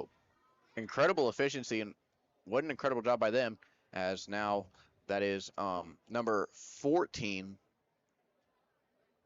It's almost like you haven't seen the Farmington Knight punt team, and the Union Wildcats have been punting the whole game. Oh my, what a return for Alonzo Gregory. And he's still on his feet. They finally blow the whistle. He's down at the 35-yard line. And it'll be, we'll see what this Union offense can do in the second half, to start the second half. I mean, they haven't been able to do much. You stopped at the 36, sorry. It's going to be a 1st and 10 for the Union Wildcats. They haven't been able to do much tonight. I mean, on the ground and through the air. I mean, the few big plays we've seen from them have come from one guy, and that's Alonzo Gregory. I mean, what a game he's had. I'm sure you've seen before. This as big as a blowout as this is. Whoa, a little the extracurricular subs would be like brought in, you know, like the starters are like, as you can see, they were wiped, and I feel like these substitutes could, really, really get in there and make some work. And a little extracurricular. I mean, and a flag. A flag? Out. I believe it's going to be unsportsmanlike conduct. It is. Face mask. A face mask. I'm sorry. On the Knights. No, we're celebrating. And, Might be on the I mean, that came out after the play. It was number 70, Traven St. Clair for the Wildcats got his face mask pulled in a little shoving match with one of the Knights players. I'm not sure. I didn't get a glimpse at who it was, but I'm sure those Farmington coaches are not happy about that. Personal foul, face mask against the Knights. But, I mean... That definitely proves my point. Yeah, that's going to be a 15 Taking it back earlier, as I was saying, you cannot be having those dumb penalties. Yeah, that's a dumb penalty. That you is can't. the number one thing you cannot have. You cannot be Oh, fighting the like ball that. comes out, bounces it on the ground, dribbled it. Looking like a basketball player out there. Tiago Dawson. That was pretty cool. I mean, the toss, he fumbled the toss, dribbled, bounced it off the ground, caught it, and kept going. But, yeah, like you said, you can't have dumb penalties like that, and that's one of those dumb penalties that you simply cannot have, and, you can't let your emotions, drive you in a football game or really any sport at all. I mean, that is how you lose. You have to stay calm. You have to keep your emotions under control. And that's number 26. Yeah, that really takes me to the Garrett saying. Johnson. And that flag out. I believe this is going to be unnecessary roughness. Yep, that's what I'm saying. That takes me to the thing. Prove it on the field. You know that? Prove it on the field. Yeah. If you do it like that, that'll ruin you. And it is unsportsmanlike conduct, I believe, on the defense. Number 70 on the Wildcats. That's Traven St. Traven St. Clair Clair is again. having a bad time tonight. I'm not sure what happened. I did not see. But again, you cannot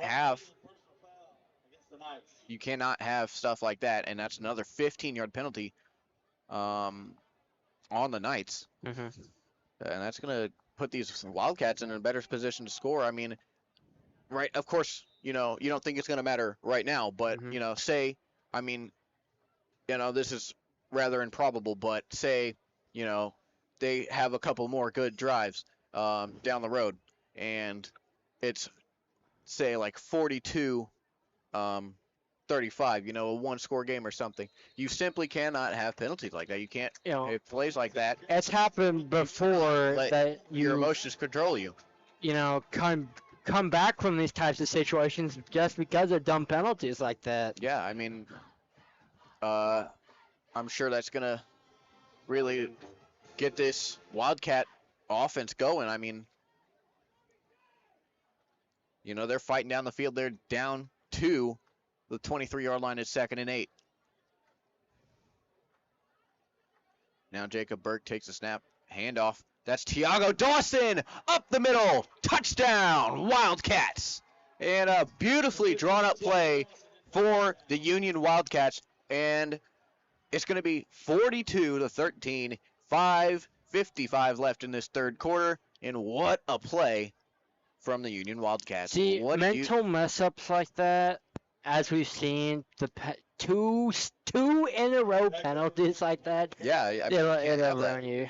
I mean, we've said it thousands, millions of times already, but you cannot have that. And that is number 6, Avery Young, to kick the extra point, and he kicks it right through. It's going to be 42-14 for the Union Wildcats. 5 minutes left on the clock. 5 minutes and 55 seconds, sorry. That 5 minutes and 55 seconds going long for the Union Wildcats. Since they just scored their second touchdown of the game, they are really trying. It would be a miracle, but they are trying to get a comeback in this game, I tell you. Yeah, I mean, what a drive by them. I mean, of course, the two 15-yard penalties helped. I mean, those are both, that's, 30 yards in total, and you cannot have that if you're the Farmington defense. And, I mean, yeah, you just can't have that. It's not what you want to see, especially coming out to start the second half. I mean, of course, you wanted to see that touchdown when on their first offensive drive of the half, but you don't want to see, bad penalties, dumb penalties like that, And Judge Abishon and Coy Fripp back to return it, and they kick that on the ground. It's Isaac Fripp who takes it. He's going to go out of bounds just short of the 40. Of his own 40. It's going to be at his own 39, and Farmington Knights offense will take over with 5:54 left in the clock in the third quarter.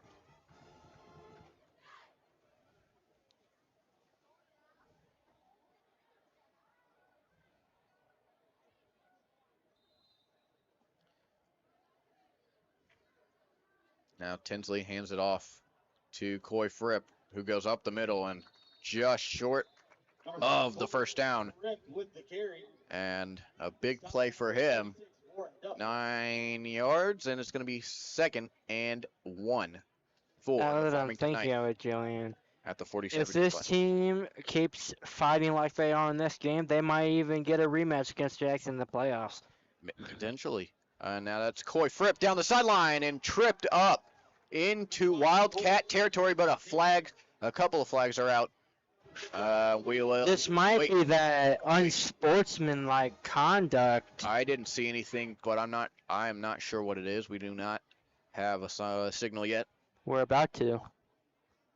It's holding on the offense. That's coming back. That is the type of mental mistake we cannot have. Something you want to see. It's not necessarily dumb per se, but it's definitely a penalty that will kind of throw up your game. Yeah, absolutely. You hate to see that if you're a Farmington fan. Yeah. Yeah.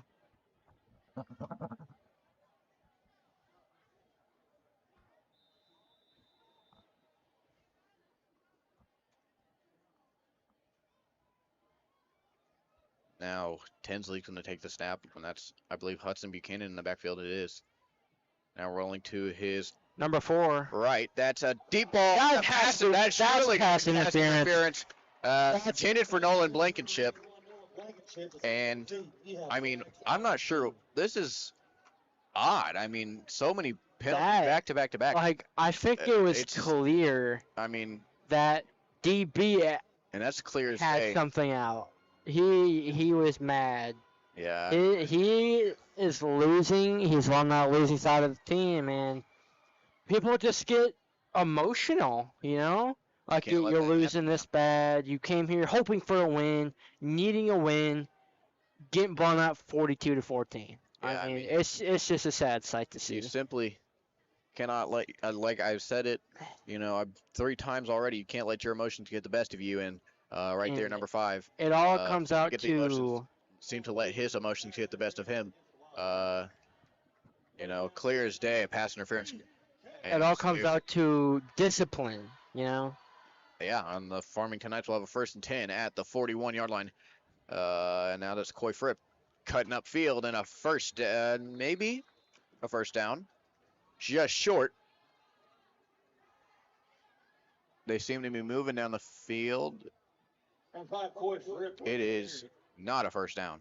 It'll be 2nd and 1 at the 32-yard line for the Farmington Knights. Now, I mean, what a game they've had. They've been getting it done on the ground and through the air. Now that's Coy Fripp cutting up field and up the middle. Pass to the 15-yard line. First down for the Farmington Knights. Stop on number 3, Blake DeWitt.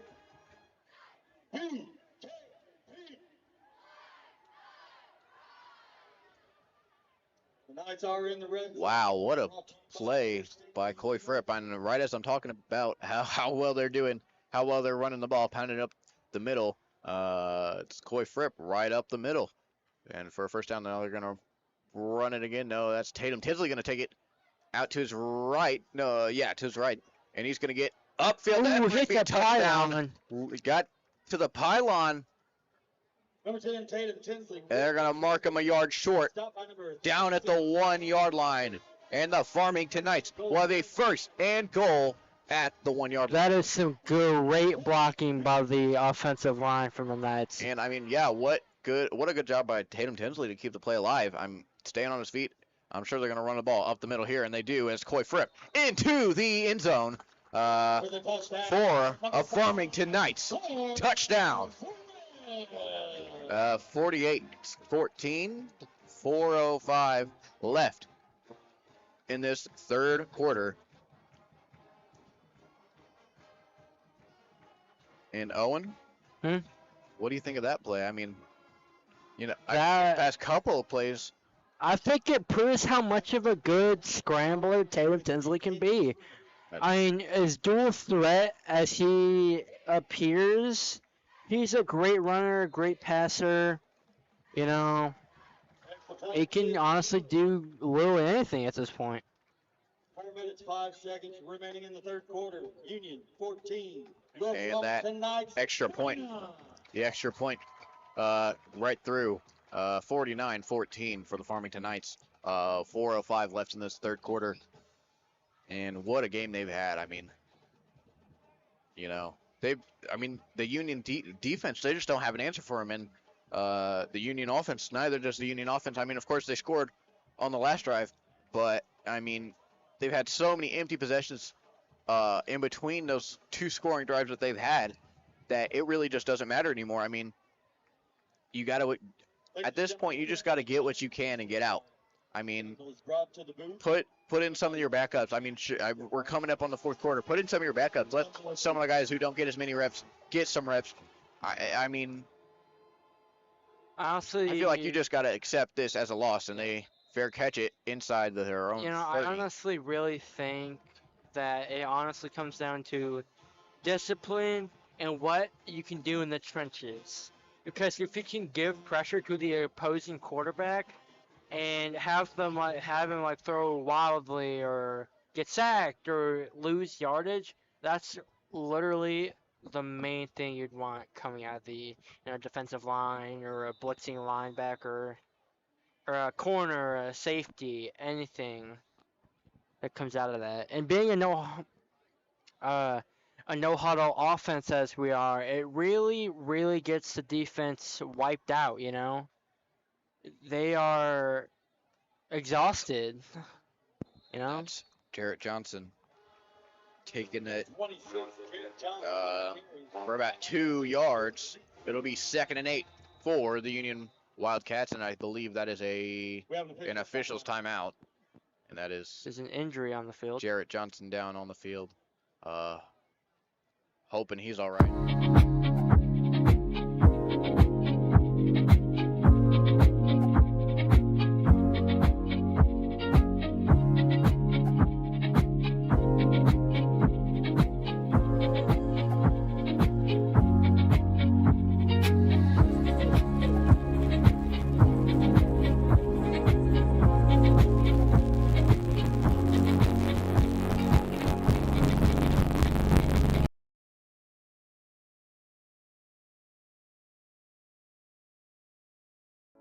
It's the memories made during a weekend with the girls, a family adventure, or a Sunday stroll in historic downtown. At First State Community Bank, we have Ozarks Federal Savings and Loan, the homeowners bank, believes in maintaining relationships with its customers. Established in 1930, Ozarks Federal is a mutual thrift where our customers are the owners and our experienced staff lives in the communities we serve. With locations in Farmington, Festus, Potosi, Ironton, and Fredericktown,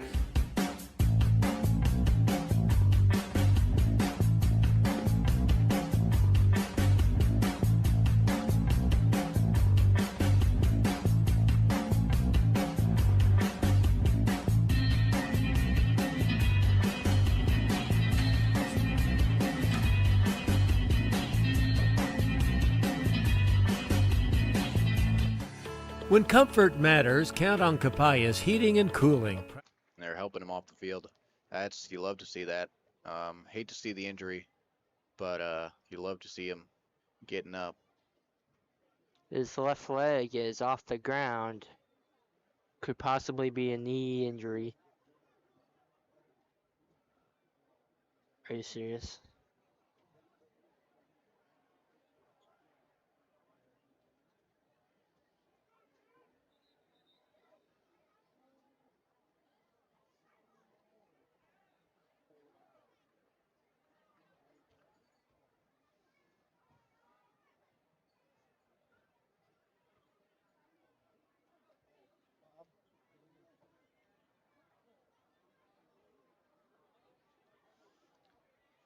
Now that Union Wildcats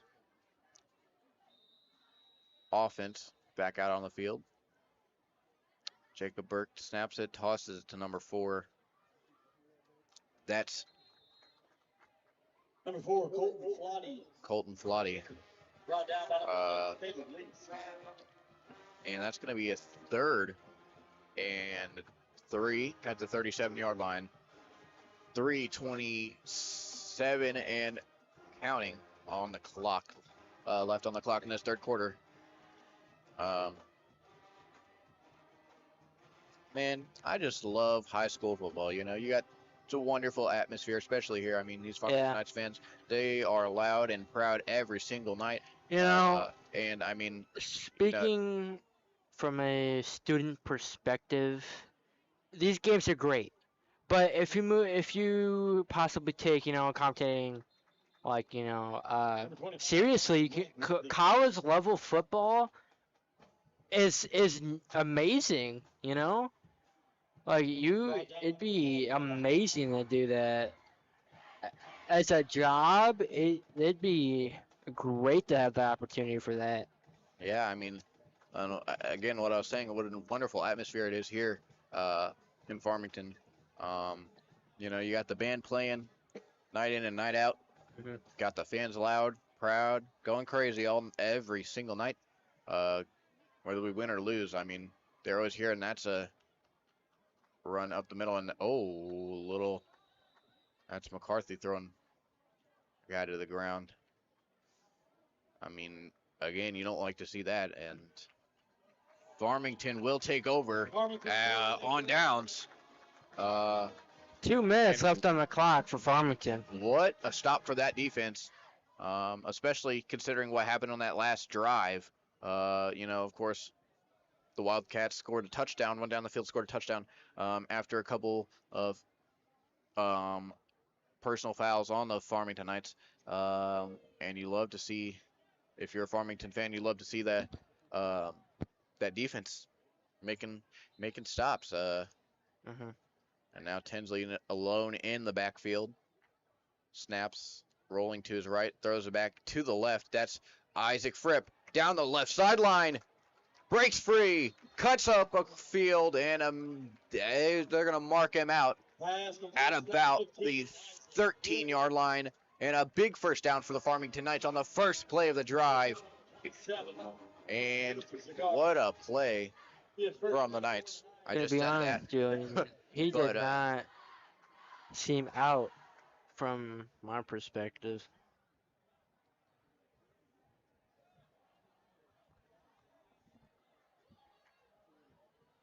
And now Tinsley hands it off to Coy Fripp. Fripp stuffed in the backfield. Was that Coy Fripp? That is, sorry. Looked like a 6 on that jersey. But it is Coy Fripp, and he is stopped in the backfield. It'll be 2nd and 12 for the Knights.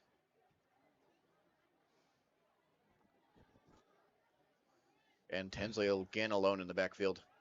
Started to drive off alone in the backfield, still alone in the backfield, throws it, screen. And that's a nice play, nice throw there. Corbin Phillips. Tight end. And that goes for about a yard, and that's going to conclude. That's going to wrap up this 3rd quarter.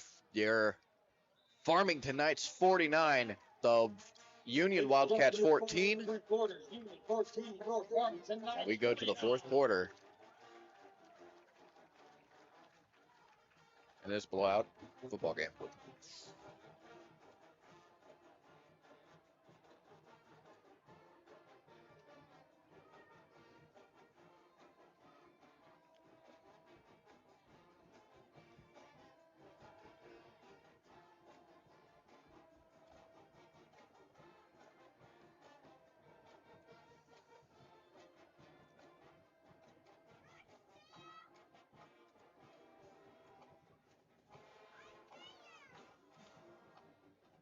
What is that? It's a dead bug.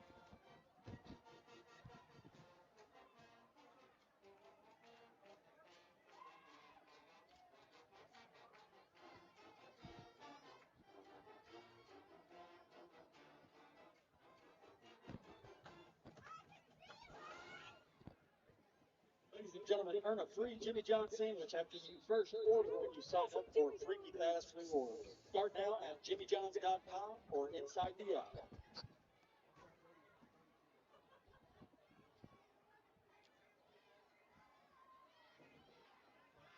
And the Farmington offense going to come back out to start this fourth quarter.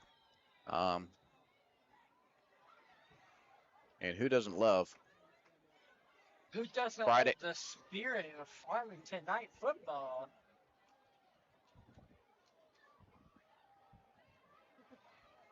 And he's stuffed in the backfield. That's Tatum Tinsley. And I'm sure they go for a field goal. I mean, they could go for it. You know, you never know. I mean, again, what do they have to lose? What do either of these teams really have to lose? I mean, I think and the Knights, I think they're going to go for it. Safe to They're assume not going to go for it. that we're a go for it. non-punt offense. You know, just go for it. And honestly, we don't really have anything to lose. I mean, not that we're losing, but you know. Yeah, and Josh McCarthy out to kick the field goal from the 18-yard line, and the kick is up, and it is right through. No, never mind. Sorry. From where I was, from where we are, it looked like that went right through, but it did not. It was wide left. You know, and I mean, I guess if you're Josh, you don't want to. If you're Josh McCarthy, you don't want to get that. You don't want to hold on to that. You want to just let that go. I mean, you make some, you miss some. I mean, you're up 49-14 in the fourth quarter. I mean, I don't want to sound like negative or anything. I don't know. You know, you just don't. I mean, it doesn't really matter if you make that field goal or miss it. But this Union offense going to come back out. Jacob Burke. The toss is fumbled, and he's going to go down at the 5 at his own 5-yard line. And another mistake from this Union offense. Wow. And the Knights wasted no time hopping right on top of him. Yep. Wow.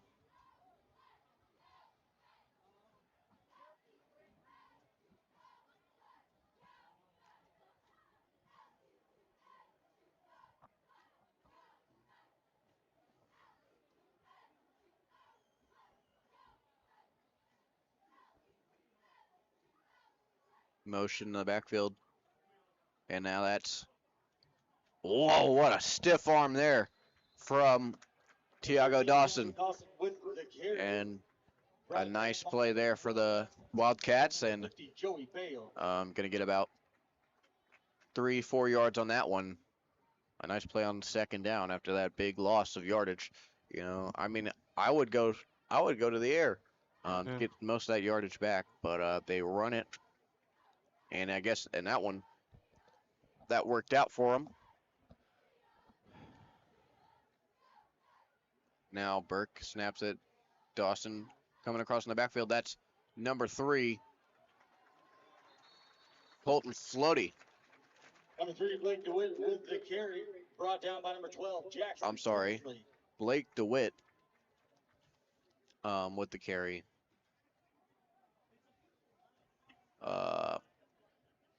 a nice carry there. Had some open space, but, you know, that Farmington defense just jumped right on him. And, again, what a show of strength for this Farmington football team, really. Yeah. In general, I mean, they've been dominant tonight against these Union Wildcats. And now that's another handoff. That is Tiago Dawson again up the middle, and that's going to be a turnover on downs. Farmington's getting the ball back, and that offense is coming back out. Tatum led by Tatum Tinsley. Stop by number 62, Wyatt McDowell. 41. Farmington will take over on downs.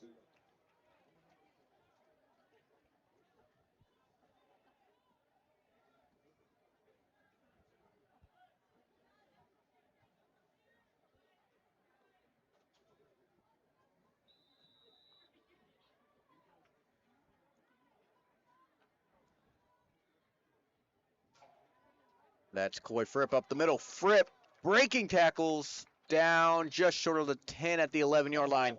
First down for the Farmington Knights. By number 31, Hayden McCormick. BKP. Farmington first down. What a run from Coy Fripp. Now Tinsley. Fripp to his right. Hands the ball off to Fripp, who's going to get about 2 yards. It'll be 2nd and 8 for the Farmington Knights. Maybe. Yes, it will be. And down at the 9-yard line, that's Coy Fripp.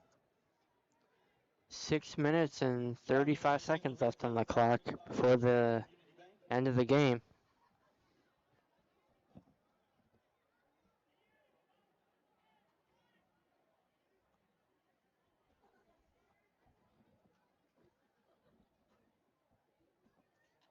Man coming across, that's Isaac Fripp. Now, Coy Fripp was supposed to be on that left side, I believe. Turned to his left, and he wasn't there. Had to just run with it, and he's going to be stopped behind the line. And he's going to lose about a yard on that play. It's going to be 3rd and 9 for the Farmington Knights at the 10-yard line. And I'm sure they go to the air on this play. I mean, they've done it throughout this game. And I'm sure they do it again here.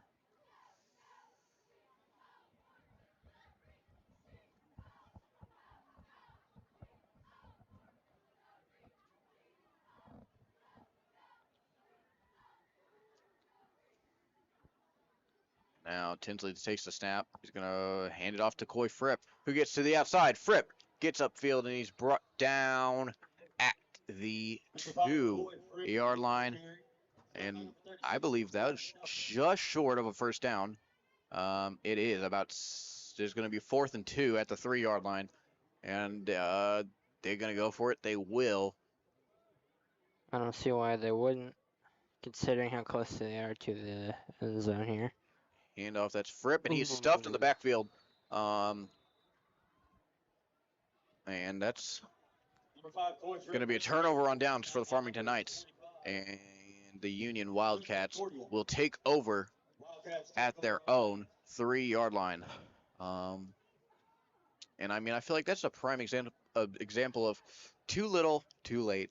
Not to throw shade, but I mean,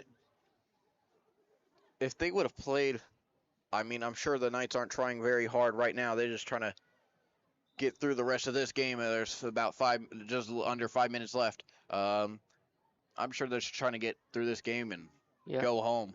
Yeah. You know, we're all tired.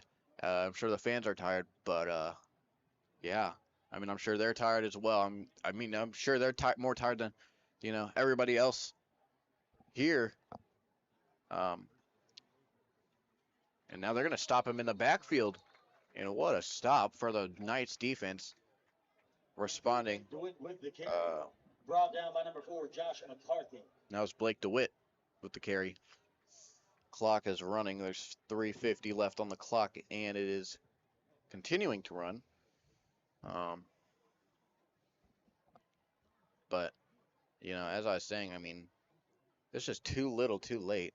You know, if they could have had a couple plays like that early in the game, a couple of stops like that early in the game, I mean, they could have had a shot at winning this thing. But I mean, now it's you're down what 35 points.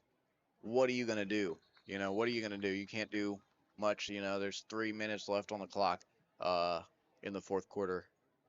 And I mean, nothing you can do. You just gotta, let that clock run out and go. You just gotta take that loss and go home. From the looks of it, Union Wildcats are spread thin for who they can call out onto the field and see if they can change anything, really. It's to the point of no return for the Union Wildcats. That's Burke. Tosses it back to Tiago Dawson, who stays on his feet somehow. Gets about a yard. Tiago Dawson with the carry. Stop by number 40. It'll be 4th and 8. 2:20 left on the clock. 4th and 7.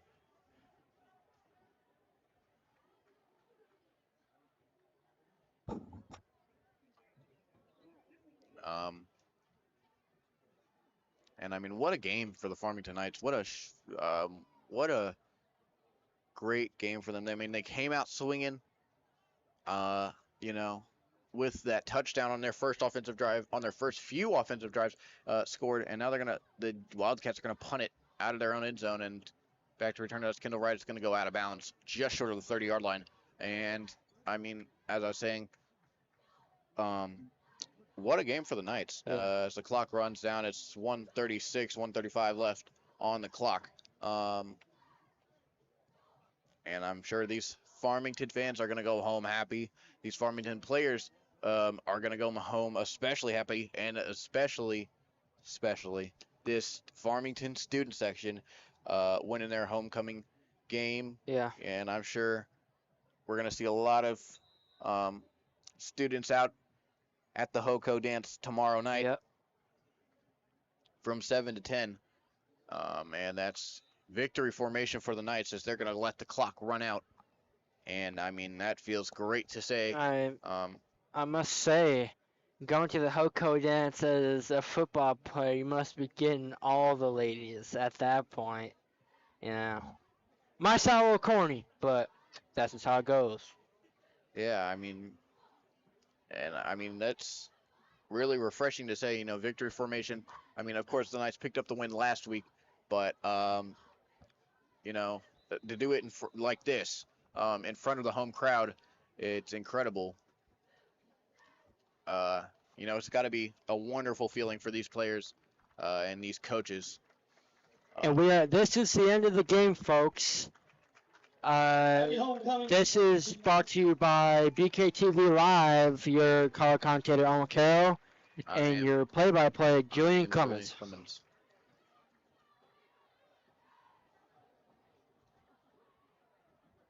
Ladies and gentlemen, your final score, Union 14, your Farmington Knights 49. Ladies and gentlemen, please be safe going home. If you would, please pick up your trash. There are trash cans in the front of the stands. Thank you. Be safe. Remember, the band is getting ready to play as soon as the teams leave the field. If you want to stick around, listen to the band.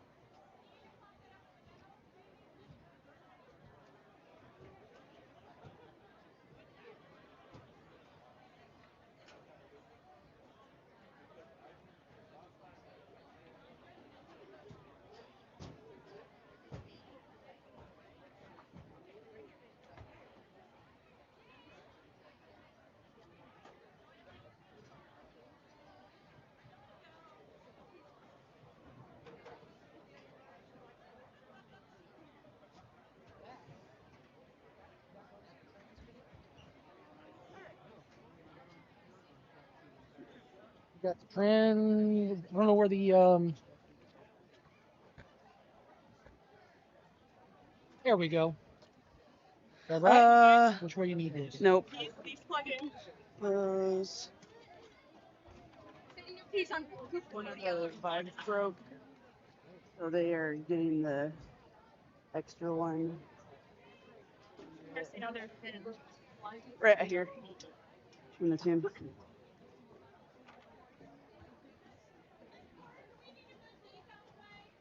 You can. You can. They don't need them anymore.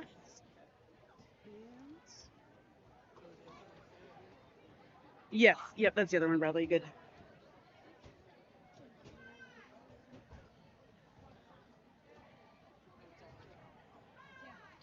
No, it's gotta go up.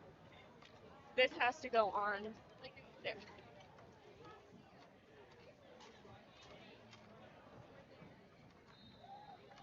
Watch, Cheyenne. It's not time yet, but I'm just telling you to watch. Here, can you hold that so I can help you? Do we need this? Yes. Yeah, the box isn't plugged in yet.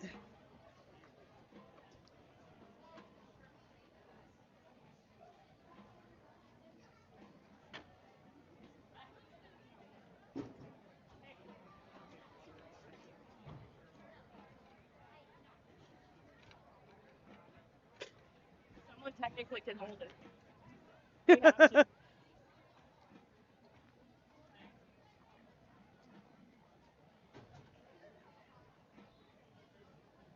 Sorry. You'd like?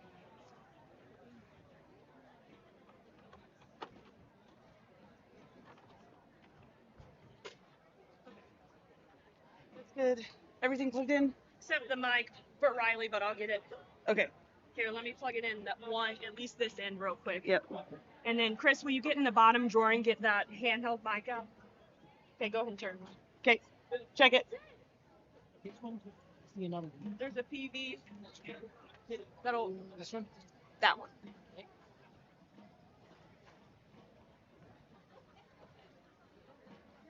Go ahead and do checks. What's your steps there, ladies, on those cords? There's power and it's on.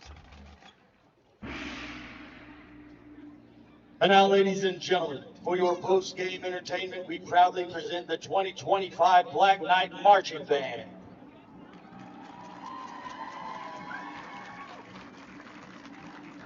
Tonight, the band will be presenting their show titled Rise of an Empire. Their performance includes solos performed by Levi Calvin, Lucy Knight, Braden Hartel, Evan Cloudis, Larissa Hull, Abby Hoyer, Callie Diornellis, and Addison Carty. Go.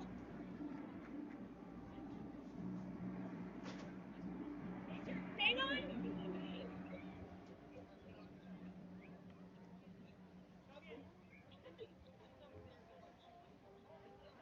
Drum majors Cooper Hauser, Florian Service, Evan Cloudis, and Easton Lashley. Is your band ready?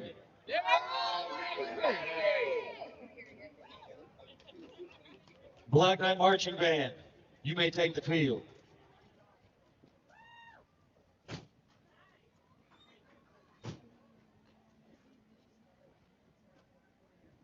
Check you again. Thank you. Go.